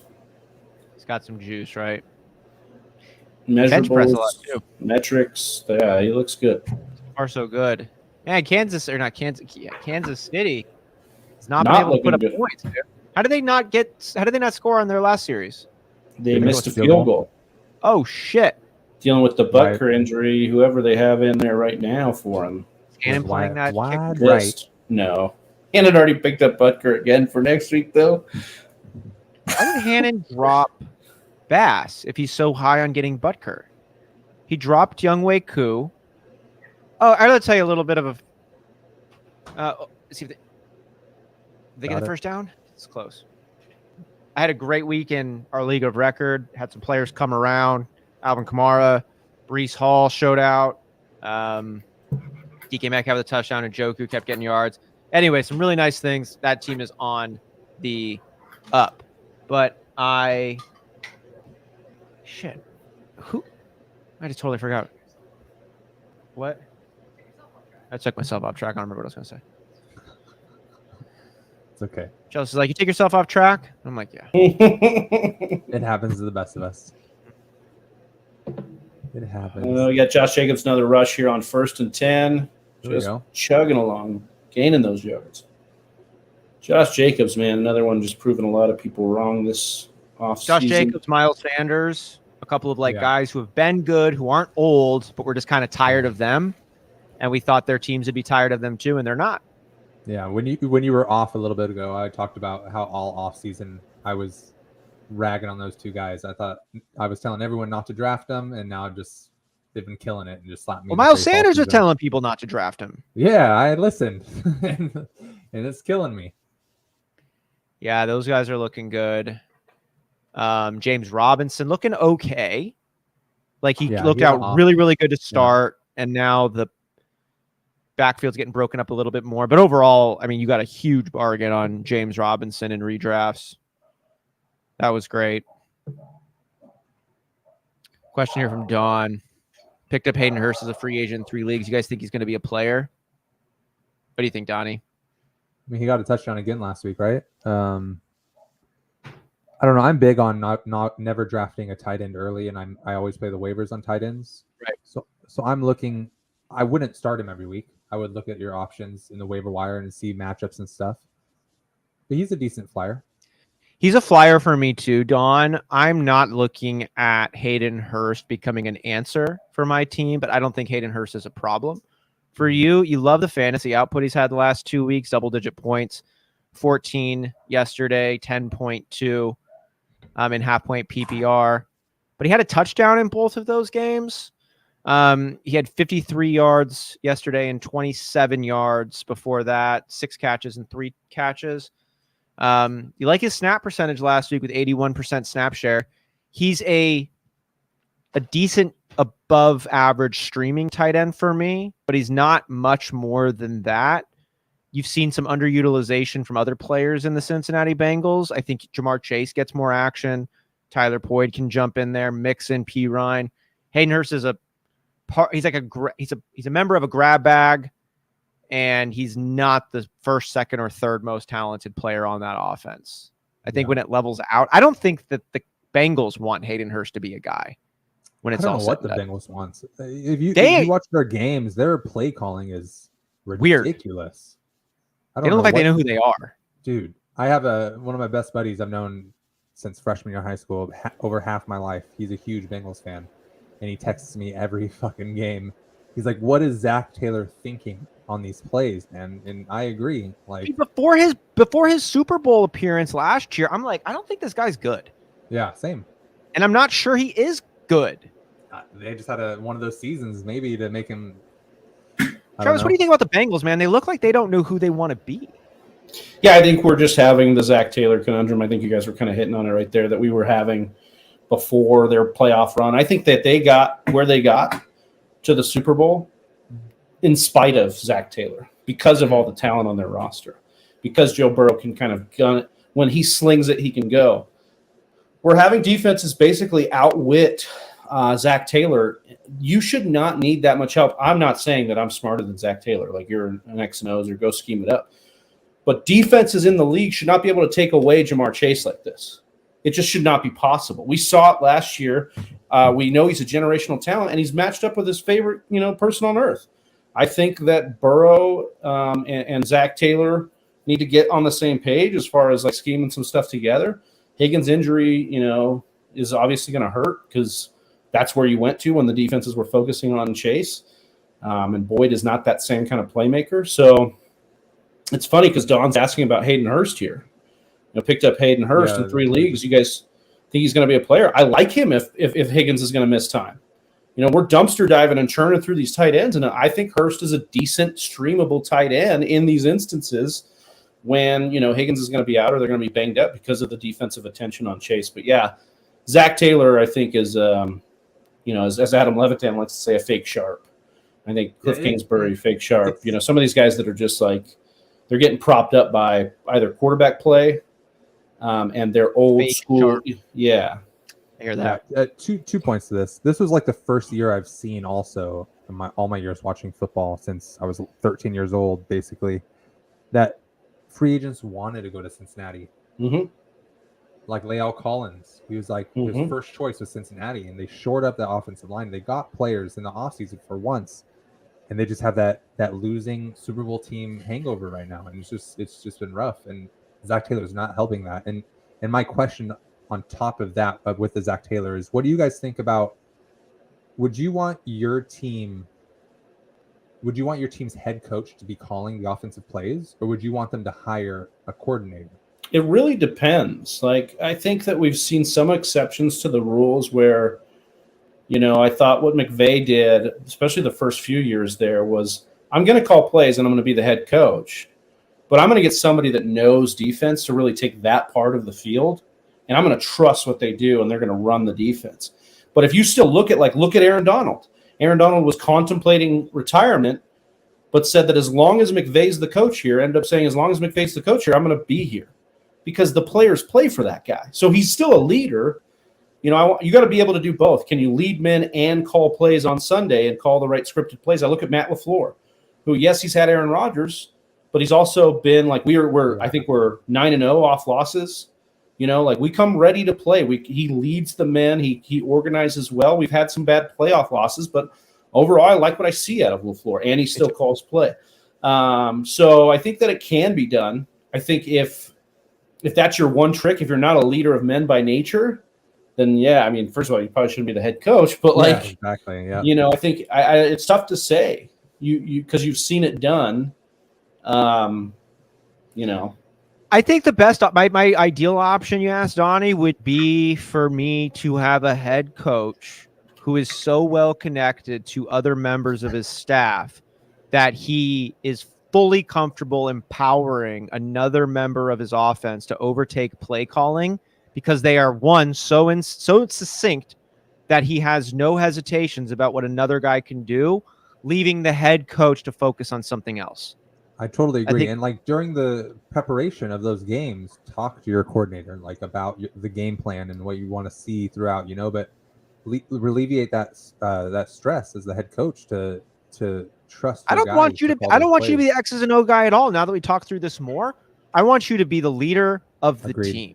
I want you to inspire. I want you to know individual thoughts that your guys are having, and I want you to be able to walk up to a player and just say 3 words that are going to flip them around. If you're focusing on the next 4 plays, you're just not going to be able to think about what other people are thinking about outside of the scope of the X's and O's. So I think actually, Donnie, I'm glad you asked this question, man. I think if a coach is calling his own plays, I don't think he's setting the whole squad or his coaching staff up as well as he could. I think I agree with that. And there's the outliers like McVay. I agree, but still he could do more if he. I don't think it's an outlier. I think McVay is just on his way to becoming even better then. It's just you'll get better then. Find the new McVay and make him a part of your team. And well, that's what that's the point they were saying about Kevin O'Connell, who went to the Vikings. And that when Taylor. McVay was contemplating retirement, O'Connell was a guy the Rams really loved, and McVay was like, you need to hire. If I retire, he's the guy you hire, because he started to be more involved in the offense. He was elevated by McVay, kind of, seeing what he could do there, as the Raiders have first and goal here. So, yeah. Come on, Adams. Jacobs in motion. What are they going to do? I want some Adams action too, man. Let's cut an easy daddy. No more. Play action. Can you get a shot? Ugh. More coffee. Albert asking, what do you think about the Chargers going for it on 4th and down in their own territory yesterday? Yeah, so speaking of, Adam Levitan tweeted out that Brandon Staley is a fake sharp. It hurts him to say this, but Brandon Staley looks like a fake sharp. And it looks like this, man, the Chargers have just become what they've always been, and guys that choke games, and Staley's not doing them any favors. How deep into their own territory were they? I didn't see that game. I think they were at least at their own 40, but they had the game in hand. They could have punted it and relied on the D, and they gave it right back to the Browns. Yeah. What's the Broncos head coach? Hackett? Yeah. Too. He's another one of those shouldn't be played. I don't even know if I'll be honest with you, when the Packers hired him as an offensive coordinator, I knew where he came from. He came from Jacksonville with, the Doug Marrone staff. And I was just like, why are we hiring this guy? Well, Rodgers had some nice things to say about Hackett, inside that room. Made it fun, man. Yeah. Made it fun. So it was definitely an overexposed play. They were trying to get Rodgers on the Broncos. And maybe you would have got away with the offense you're trying to run with Aaron Rodgers, where he can just kind of do all the work. But we're not seeing Russ be able to do that. And, but he's got a shoulder, so It's got a big old tear in it, they say. Is it his pec or his shoulder? It's both. It's lat. So, It was his back. Goes from his back to the front and all the way down. Hey, From his Seahawks looking to have neck to his and crack. baby. Like his pussy and his back. My neck, my back. Oh, yep. Yeah, that's it. Wanted That's to what I pull set the you word up to do. something else, but Lil Kim didn't let me. Yeah. I couldn't think of anything else. Sorry for your ears, Whisper Nation. If I offended any softness that you had in your heart, or your back, or your crack. Yeah, exactly. Oh man, we're letting it fly today. This is fun. Every day, man. Let's go. Go, baby, we alive. Woo! And my listener league team it had a 65% chance of winning. Now it has a 49% chance of winning as time ticks on. And I'm still down 25 points. It's a meaty divide between me and Easy Daddy. Do you I would have like Adams? Is that why? Yeah. Oh, okay. And I got CEH and Pacheco. Okay, so I need you to get your points out of CH and Pacheco. Yeah. Let's go. So I don't lose a dynasty. I'm fine. I'm cool with that, man. Yeah, Let's go. Yeah, a lot less offense in this game than I thought was going to be there, so far at least. Yeah, Donnie, you told us it was going to be the overtaker. Good, Donnie. I know, man. You did this, man. I told you guys that, but then I went to Vegas and betted the under. So I flew to Vegas real quick. Yeah. Like an hour flight. It's not too bad. Donnie, our guy Nemo Darius was in the chat all weekend wanting you to come answer for your Sooners. Oh man, I'm so happy. This is the best year to start working for PFF and working with you guys, and not have to watch the Sooners for my Seahawks and Sooners horrible seasons. Yeah, you even had Kevin Durant tweeting out about Venables saying, "Hey, he needs to pass the joystick. This ain't it." I mean, last week our quarterback went out, the dirty hit and a slide. So that was like the beginning of the end right there. Yeah. Speaking of the dirty slide and hit, my favorite fake slider, Kenny Pickett. Did you see that hit that he took on the slide? And he got mad? Yeah. And he, did you see the lineman come and just wreck that fool after that? That was awesome. Do you think that the defender was thinking about that college play when he did it? Because I'm like, how the hell could he not be? Maybe. He's like, this dude fake slides. Was it, Yeah, fake slides hit him. I don't know, but I think it was the same one because he got kicked out of the game after. Not for that. He was talking shit on the ref or something. The ref got nuts. Oh, that was Epinesa then. That I don't know if that's the same game. Yeah. Bills and Steelers, right? Yeah, that was Epinesa. Yeah.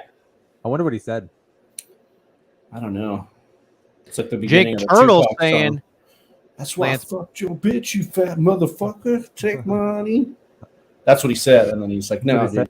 Nice. Yeah. See if they get Jordan Poole, Lance- Draymond Green. Lance Base knew Broncos better than the Chiefs. That's what's up, Jake. Lance Bass, maybe? Yeah, maybe. Did he know Baritone that? singer for the Group NSYNC. Broncos Restaurateur. better than the Chiefs, huh? Hey, Pacheco just had a 4-yard run, I think. Did he? Yeah. Maybe 2. This is like everybody's favorite player. I like that he wears number 10. He's like Tyreek who? Oh, it was 0 yard or 1 yard run. Sorry, I lied. Oh, it might have been 4 yards. Maybe it was 1st and 15.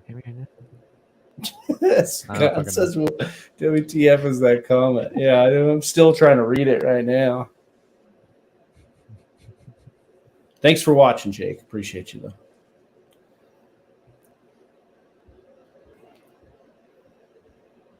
Chiefs looking a little bit stunned here. Seriously, man, 14-0 second Raiders. quarter, and they haven't looked good. Mm-mm. The Vegas Raiders, Like even their defense, jerseys look terrible. everything about like Patrick Mahomes, like he aged 15 years. Yeah. Kidding. Scott, pointing to your own. I don't know what this means. Maybe it comes up different on his screen, so it makes the comment look. Let's see.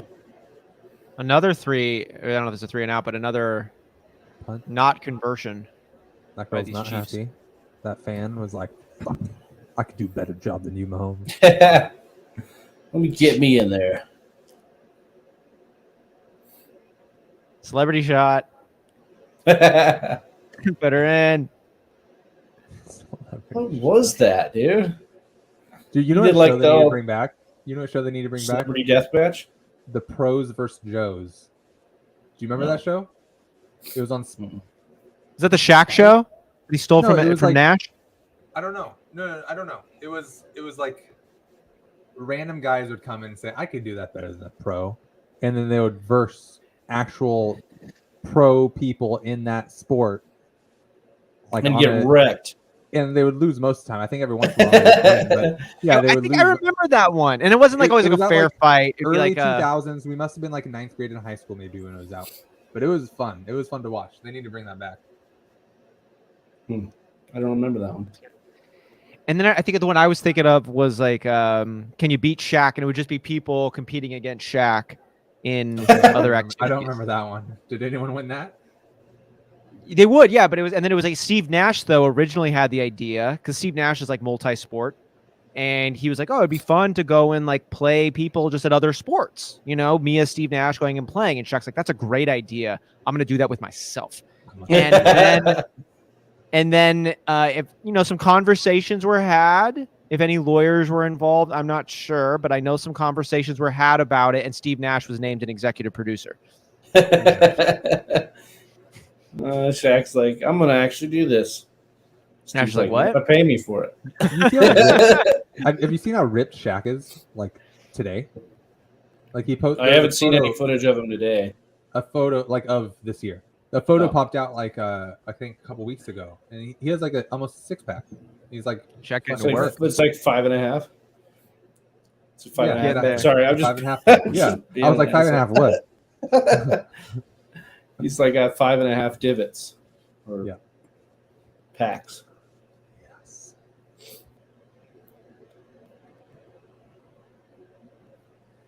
Oh man.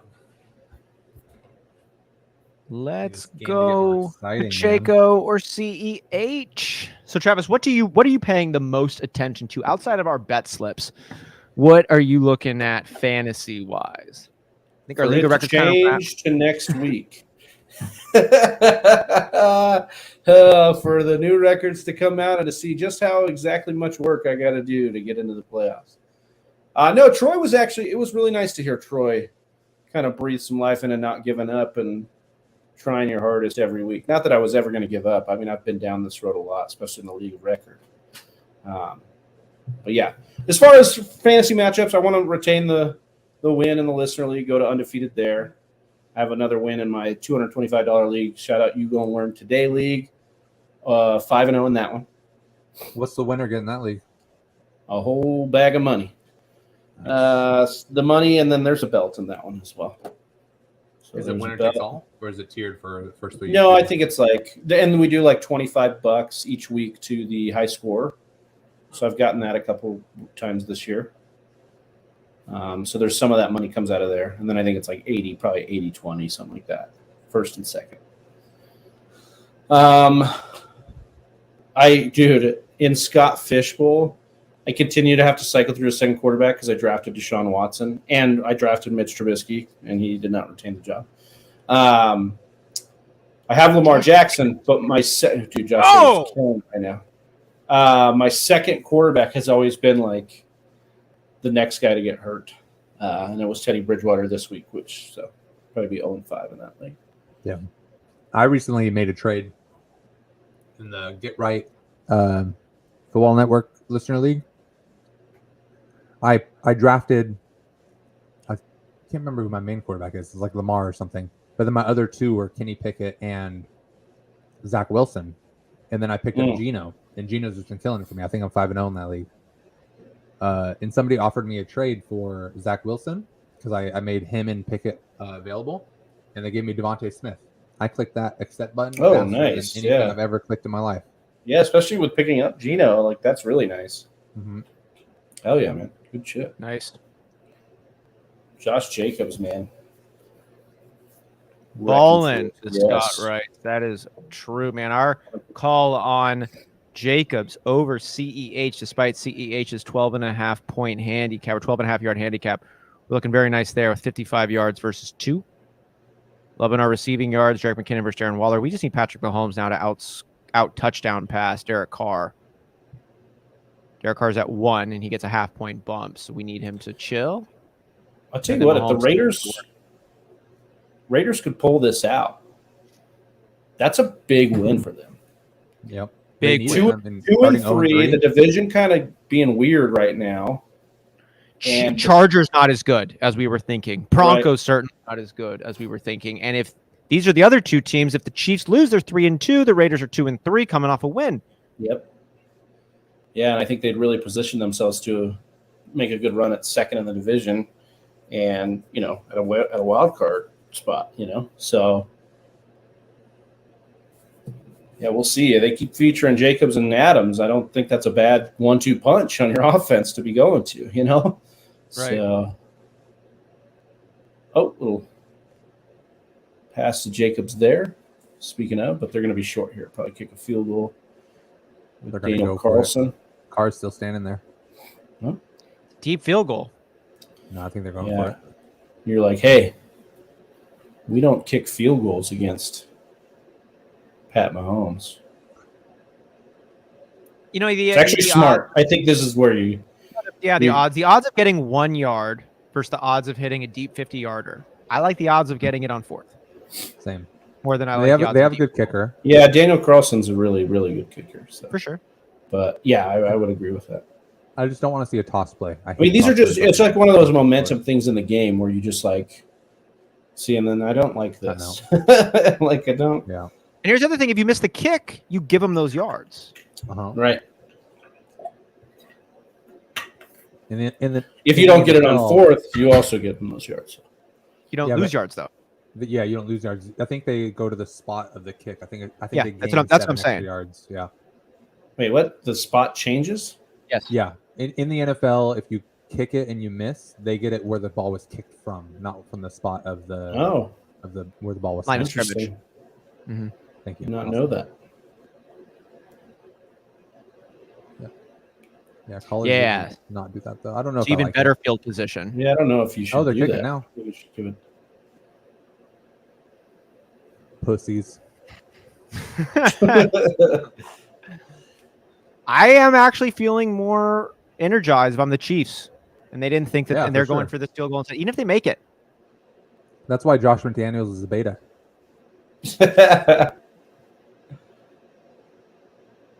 And he just drilled it. Ooh, yep. That was good from I think they said 70 yards. What team dropped Daniel Carlson? Was it the Vikings? They released him his rookie year, and the Raiders picked him up, and he's been fucking great since. It is weird how kickers can happen. Yeah, when the Buccaneers drafted the kicker in was it second round? Yeah. I laughed so hard when that happened. Then he just didn't make it out. That's right. Yeah, that's rough.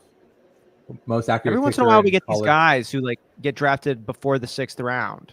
Mhm. And who was like the legend watching the Raiders here? Who was their dude? Their big guy with the bald head and like Sebastian Janikowski. Sebastian First round Janikowski. pick, baby. Seabass. The Seahawk legend right there. He was actually good. Yeah. Yeah. He had a leg. I'm surprised they didn't. He was a big boy. Yeah. That'd be cool that would be really cool to be like an outlier at the kicker position, like so much so that you're an early draft pick. But that's a ton of pressure. We are expecting you to be way better than all of these bests in the world. That's pretty tall. He was on the Seahawks the last couple of years of his career, and he was so chunky on kickoffs, dude. He was like watching an Oompa Loompa or Tweedledee and Tweedledum like running down the field like as fast as he could. It was horrible looking, and he I think a couple kicks were returned against us from him completely whiffing on a tackle to save the touchdown. Speaking on the opposite side, I want to remember the Cardinals kicker that we had that was the opposite of that. This dude's goal was to make the tackle every time. And he had this little like move that he would do where he'd go and he would put his shoulders way in front and then he would be flying. Is that the guy? You guys had one of the two kickers that were like brothers? I don't know. Brother kickers? I don't know. How long ago is this? Oh, like 90s, I think. This though was in mid 2000s, I think. Let me see. Who was the kicker? Also, someone just had a play where it was like someone kind of weird kicked it off and then made the tackle. Maybe like forced a fumble too. There was a play last week. Oh, because I think Eno Benjamin was the Eno Benjamin? Yeah, he's the emergency kicker for the Cardinals. So last week when Prater went out, Benjamin kicked it off and then tackled and made the tackle too. At least that's the video that I saw rolling around. Yeah, that must have been it. Eno Benjamin sounds about right. Backup running back, kicking it off and making tackles. Yeah. Athlete. Now, yes. You want to win? Put Eno in.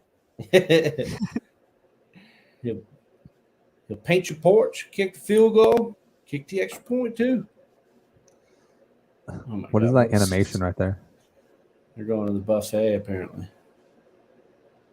What is this weird? Are we watching hentai right now? What was that? Oh man! What the hell? What? Oh, they're talking about that? Is this are they cooking up nasty food to demonstrate the Raiders' nasty stats? Yeah, that's what they're saying. Video. That animation was. I appreciate the team encouraging creative liberty. You know what though? That CGI right there, that CGI was better than Marvel the last couple of years. Where's the brother's name? Barr. I don't know. No, there's Grammatica. Oh, that's brothers a cool name. Grammatica. I remember the Grammatica. Martine and something else Grammatica. The white Jay-Z is on screen right now. You know, my mom has the same name as Jay-Z. Sean Carter. Your mom's name is Jay-Z. Sean Carter. Yeah. That's cool. It's SHAWN. I don't know how Jay-Z spells it, but. Dude, can your mom hook it up with some Jay-Z tickets or what? Maybe. Who knows?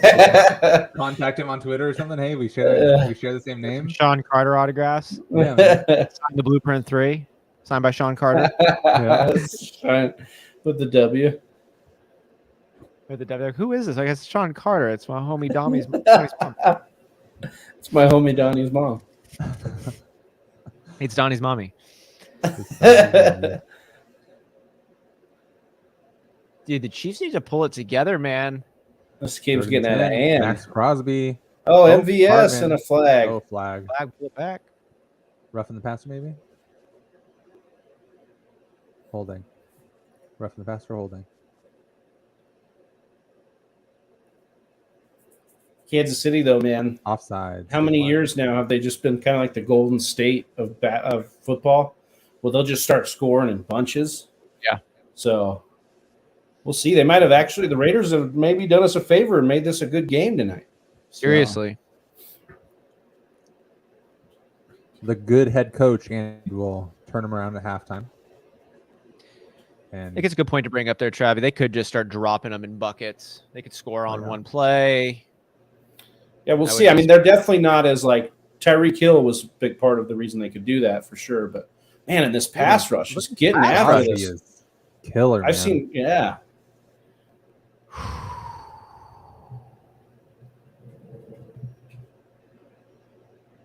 This is a good offensive line too. Crosby's having none of it tonight. He says, "Get the hell off me."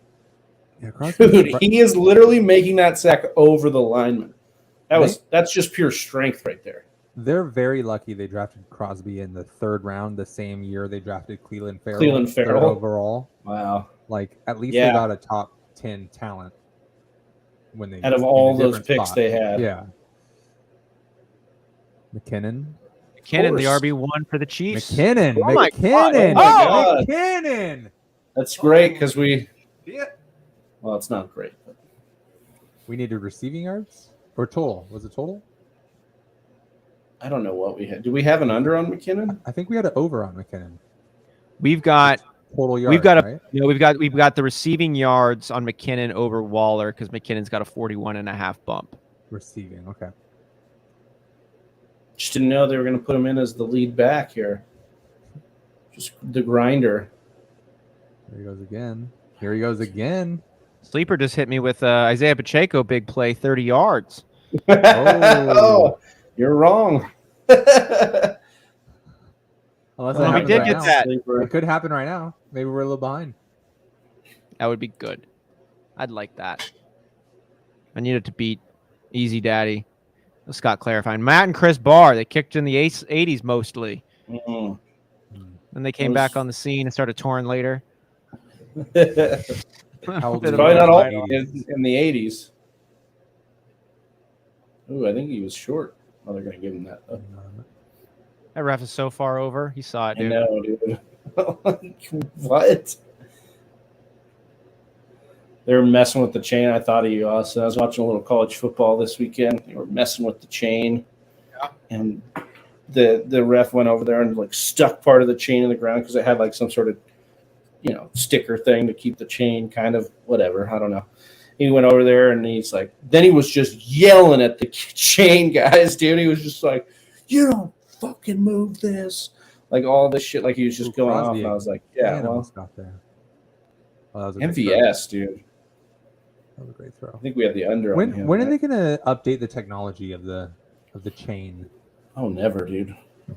Not as long as white billionaires and refs that are as old as them are running the show here. We faded MVS. We got nothing on him. Okay, good. Because he's we were thinking he's the raked under in a on couple him, good too. passes. We do have an under on Mecole. That's Yeah, great. but That slip's already dead. ruined. Yeah. Oh, that slip's dead, yeah. Like our insides. Here's touchdown Mahomes right here, baby. What is dead may never die. Is this Mecole right here? Yep. Three Couple big yards. ones. Going nowhere. Going nowhere. Rock Ya-Sin. Could use a Chiefs touchdown here through Patrick Mahomes. Get a passing touchdown. That'd be Let's go. nice. Let's go. Let's get a touchdown, a pass touchdown to CEH from a man. Yes, Austin right I'd here. love that. That would Right be here. No most good on that. excellent. A passing touchdown to Most CEH. excellent. I gotta watch that. I gotta watch that movie now. You have it stuck in my head. Bill and Ted's, baby. Gotta go watch it. Do it. Most Do excellent. it. Go back to man. CEH. There he is. There he is. Did we get it? Did we get He was it? falling. Did we get it? They called it. It's a touchdown. Yeah, Yeah, suck it, haters. Ah! Oh, there's no way you can score every week. Suck it, haters. Suck it, haters. What do you want him to do, Travis? Suck it. Who? Suck it. The haters, man. Yeah. The CE haters. Falling. He's He gonna be touched Down. God damn it. I don't know. That's a black Fuck us. glove. No, he didn't touch it. Nah. No, he didn't.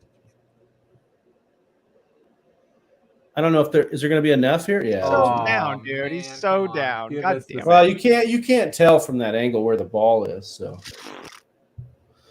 you can tell it's not I in the end almost called zone. it into fruition.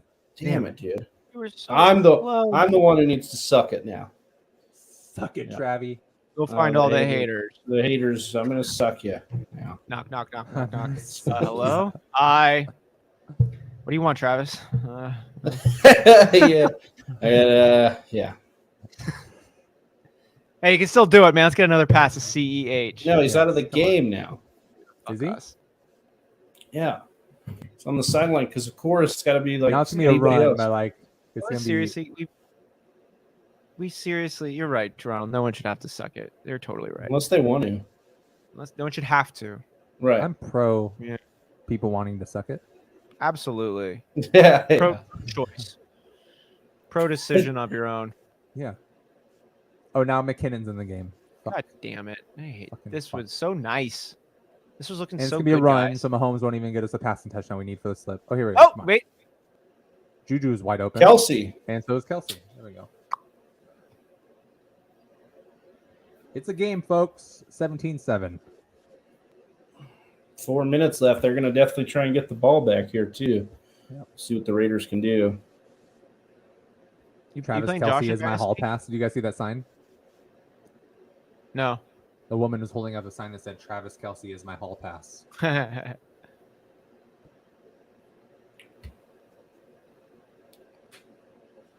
Kelsey is so good, man. Okay, we're even with passing touchdowns. Yep. That's good. Oh. Got it. Dude, this kicker is struggling. Who is their kicker? I don't know. Because the Amendola guy got signed by the Cardinals and missed that field goal. So, M. they Wright. used before. Matthew Wright from UCF.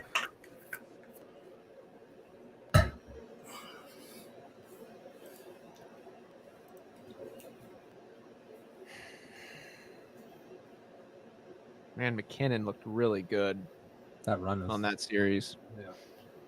It's like every week these guys trade off who looks good in that backfield. Every week. You love if you're Next a Chiefs week will fan. be Pacheco. Yeah.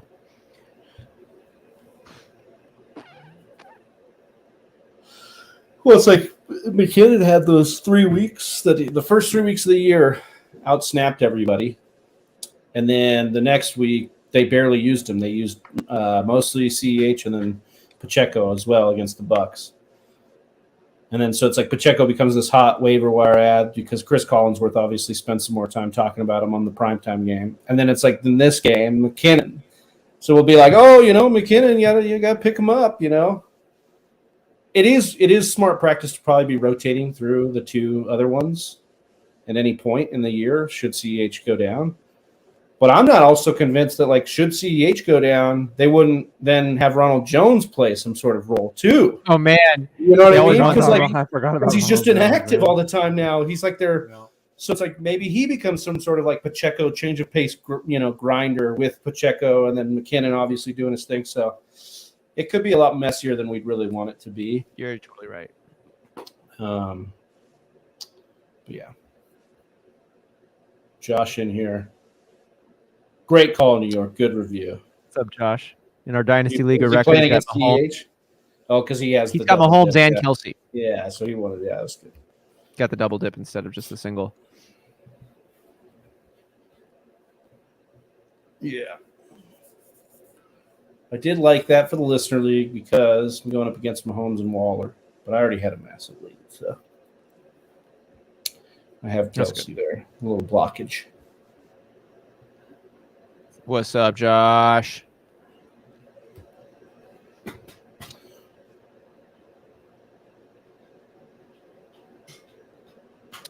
Yeah, I think that this will be a really interesting close to the half for me because the Raiders coming out ahead 17-0.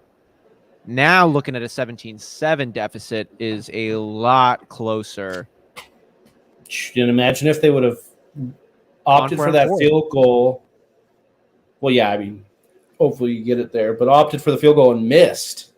And then you'd be sitting 14-7 here. And it even doesn't feel great at 17-7, but this is kind of why I wanted him to actually go for it. Because if you're up 21-7, that is emotionally a much bigger hole than 17-7. You feel that you're like, oh, we just got to hold them and then we score. And then we're right here. Well, that's what I was saying is like if Mahomes on the other side with that offense, you want to put some points up. You definitely don't want to be settling for field goals. But it's McDaniel's first time playing against the Chiefs as a Raiders head coach. Obviously, not his first time playing against him. Played against him quite a bit as a Patriots coordinator. Josh Jacobs, though, is able to carry this Raiders offense to another level, and he does it again there. Fatty first down run. Yeah, it is. He's oh, look, his balls are too big. He just can't even. he had to like readjust there.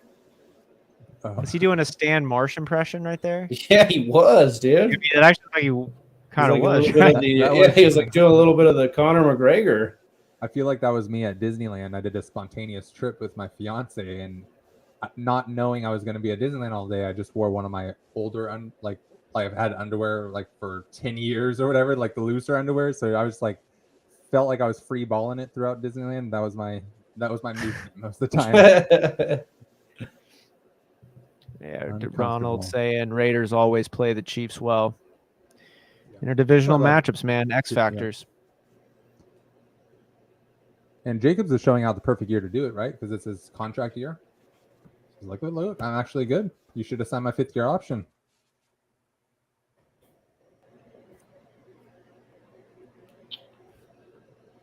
Yeah, Josh Jacobs looking like he'll have a team next year. Yeah. Oh, yeah. And then he won't play as hard because he'll get his money. I don't know. Josh Jacobs to me has never hit me like a guy who is all about money. He's like a hard-working dude. Remember, he's quiet. I remember when they were on the Hard Knocks season, when it was Josh Jacobs. And I remember I had rostered Josh Jacobs in Dynasty or something, and I was really stoked about him, and they never showed him. Like, he was never on. And he was like, he's a quiet guy. He's a little different. He's not in it for a lot of stuff. Rougher upbringing, I think. Yeah, he's talking about like living in his car or something like that. Yeah. But instead, they showed Jonathan Abram constantly, and he was fucking annoying to listen to. I don't know if you guys remember that. And he would hard hit his own teammates in practice. He like injured people in practice. I hate when people do that. Jacob's great story. It's fun. All right, Scott's got a real question. Halloween weekend, Dawn and I are going to the Real Conjuring House in Rhode Island, I think, from 10 p.m. to 4 a.m. Am I stupid? Yes, it has nothing to do with decision, though. It's all right. Damn. I like that answer. That was too easy. I'm sorry, you're not. I didn't think you're stupid at all. No, this will be fun, man. This will be great. Sounds awesome. I love scary season.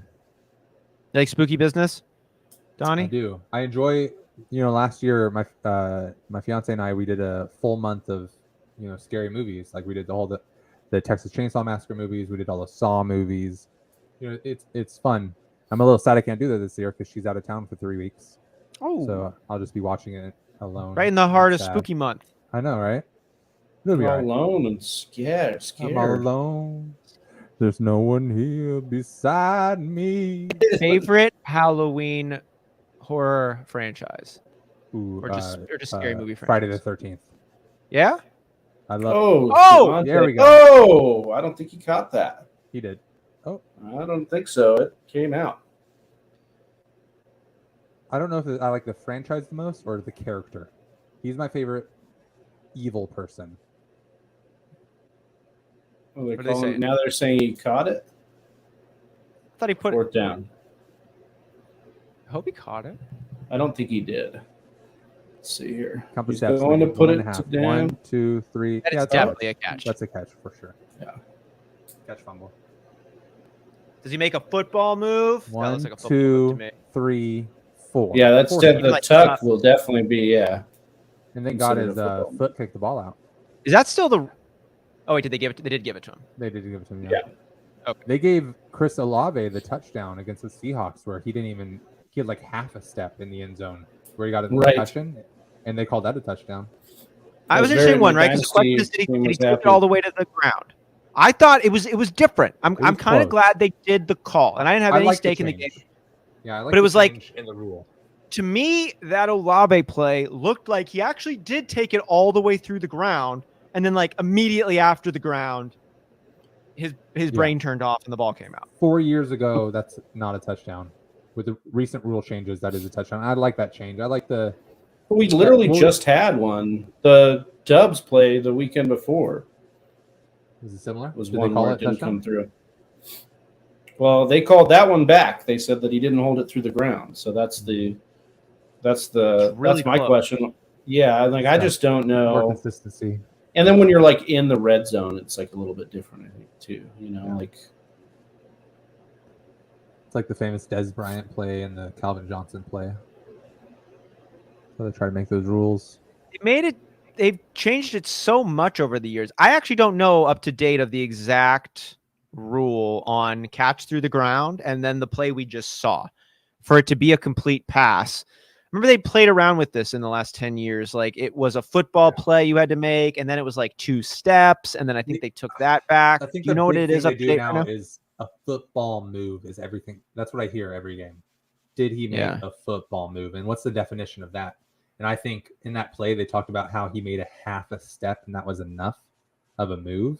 Okay. So I don't it's up to interpretation. That's why they send those plays to New York now instead of having the refs in the game make that gut call. That's why they put in the rules to send it to the higher ups in New York to make the call. Okay. But it's still inconsistent. Like Travi just said, the Dubs play. I mean, it's hard to get consistency out of those plays with those kind of rules in place. Yeah, I think they've got the specifics down. Like I saw how close the Dubs and Olave play was, but I do recognize some differences there, and I'm sure that's built in. I just want to know what the specifics right now are on a catch versus a fumble. Like, is it a football move? And if it is a football move, what defines a football move? A couple of those ones there. We'll never know. Jace Voorhees says, "Loved as a slasher, but the franchise in general a little overhyped," says Gus. I think all scary movies agree. are correct. Scary movies bore me to a point where I don't want to watch them alone because it doesn't scare me, and the script is lacking most times, and the acting is lacking most times. But it's fun to watch scary movies with someone, especially a significant other, because you can get into each other. Like, it's just they were all I don't know. over They're that fun one. to watch with people. I'm trying to think. I like the Texas Chainsaw Massacre. I like The Hills of Eyes is probably one of my favorites, actually. I like more of like the suspenseful ones. I'm not as big on the slasher flicks, but I like spooky stuff. I like some of the thought-provoking ones. It's hard for me to get away from my number one being the original Exorcist. Okay. Like, it just hits so hard for me, and that has to probably be a little of that was one of like my orientations, and I watched that one a lot around this time of year as a kid. But it's still so solid. Like, I think the build-up is really good, and yeah,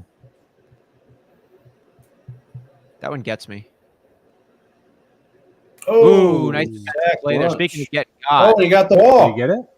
No, they're gonna say What? no. Is that looked Chris? like What's the flag here?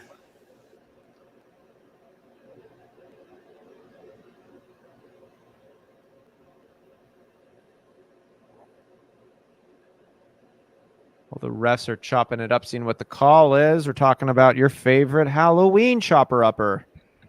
The remake of Texas Chainsaw was horrible. Oh yeah, I haven't seen that one yet. Scott saying 7 is the best. Is that what it? What's in the box? That's like, I mean, I guess if you're talking about what Austin's segue was like about thought provoking, then I'll give you that. But it's kind of like, for me, like Silence of the Lambs and like The Shining It's a great one. aren't, these are Shawshank. like No, not technically, Shawshank. Shining. I'm sorry. yeah, like technically The Shining is probably more of a horror movie, but like to me, I would prefer a movie like that over like some of the stuff that gets pumped out today. Yeah. That we have. Did you for, guys like, see scary the movie slashers? And even like I had an affinity towards Friday the 13th. What was that, Donnie? I'm sorry, I was cutting you off. Go ahead. I'll finish. Well, I have an affinity towards Friday the 13th. Like that shit scared the shit out of me because Jason had like the noise that like there was like the or whatever that would happen in the movie, and that shit I would start like I would watch it as like 10 or 11 years old, and then I'd go to bed and I'd like start hearing that. Your brain's like playing that noise, so you freak out. But in general, I'm with us on some of the more thought provoking stuff because like Donnie was talking about, like the plot is definitely lacking in these. The Geico commercial to me is still the best representation of what horror movies are. Like, why wouldn't we go to the running car? Let's just go to the chainsaws. It's the best. So yeah, it's very that's true. kind of where that's my stance on horror movies. But I was rudely interrupting you. Was the show that came out last year or 2 years ago, The Haunting of Hill House? Oh, that yeah. was actually really good. Yeah, it had a good plot. It was thriller seeking. You felt like suspense the whole time. Which one? Sorry, the twists and turns. The Haunting of Hill House. I don't think I've seen that one. It's a TV show. They came out with the second season. Same actors, different storyline, but still pretty good television. What did they call here? Roughing the Passer or something? What? Because he fell on him. Remember they made that rule a couple years ago? If Bro, you put your weight on the quarterback, so stupid. Bro, if he doesn't fall on him, he doesn't get the ball here. Yep. What are you supposed to do? Oh my god, dude! Do you want me to tackle? Like, are we supposed to tackle in this league, or are we just so the league got the shit end of the stick today for the Brady one, and they're like, you know what? Let's double down. Yeah. 100%. Matt Collins on the under. You can't catch, bro. Get off the field. Even though that bet slips down. Oh, The Exorcism of Emily Rose. I remember that one. That one's the Exorcism ones get me probably because I grew up, Christian and religious. So those ones definitely get me. That's scarier to me than horror films. If you're vibing some religion and you're in on that, and you got a horror movie that squares with those tales up, like that will really make your skin crawl. Mm-hmm. You ever, as a kid, I don't know if you lived in two-story houses or not. No. You ever have to turn off the lights downstairs, and you're scared as a kid that something is going to chase you, so you have to run up the stairs as fast as you can and get in your bed? Did you ever have those moments? I know the feeling. Yeah, I did that yesterday. Kathy was downstairs. Yes, exactly. And I forgot to do the dishes, so I need to get the fuck out. So I had to get out of there. No, otherwise I wouldn't be here today. Yeah. Yes. Terrifying. Oh man. Ooh, Omen 1 and 2. Yeah, I like these religious undertone ones. Mm-hmm. This wasn't even horror, like Midsommar. I never saw that. How was that? Was that the one about the cult and Dude, that I watched that. That was one of the first movies I watched with my fiance and her mom. Nice. Yes. Think of that one scene, Austin. Think of that one scene. Yeah. Interesting. A couple ones that are running through. Another 50-yarder for Carlson. Here we go. My League of Record team, just putting up points. Upright. I think I might crack 70 this week, boys. Oh, he got it. 13-point deficit for the Chiefs at the end of the first half, unless they do something wild with the 17 seconds left. Oh, that was an F-bomb there from Josh McDaniels. I like we got the blend here. Gus Ramos is hitting his Venn diagram. I like how the Exorcism of Emily Rose gives you horror and courtroom drama. I think that's why we probably all like stuff like the murder porn that's on Netflix, like the Making of a Murderer and like different true crime things. Did you watch the Staircase one? Have you seen that one, Austin? Staircase? Yeah. Well, I don't know if that's the actual name of it, but this guy basically allegedly murdered his wife. She was at the edge of a staircase. That thing, you got to watch it. There's so many twists and turns. First, they think he does it. He had a secret gay lifestyle where, he was hiding that. Nobody in his family knew about it, so they think that she found out and called him out. There's a situation where she could have slipped. They have all these different scenarios. Also, another theory came out later as he was already in prison that an owl came and attacked her, and she sliced her head open, and she started bleeding because owls at their mating time, which would happen around that time of year, are very aggressive. So it came and attacked her head, split her open. She then slipped on her own blood and ended up bleeding out. And he was out by the pool, couldn't hear her. There's all sorts of just crazy scenarios in this movie or in this documentary. And then HBO did a drama series about that that same dude. So there's a Netflix documentary because the guy started filming a documentary during his trial. This French documentarist came out and was like, "We want to film you during all this." He's like, "Sure, let's get the truth out there." No, I didn't see any of that. Yeah, it's a great one. Staircase. I don't forget the dude's name, but it's great. Yeah. If you like the true crime stuff, Birds.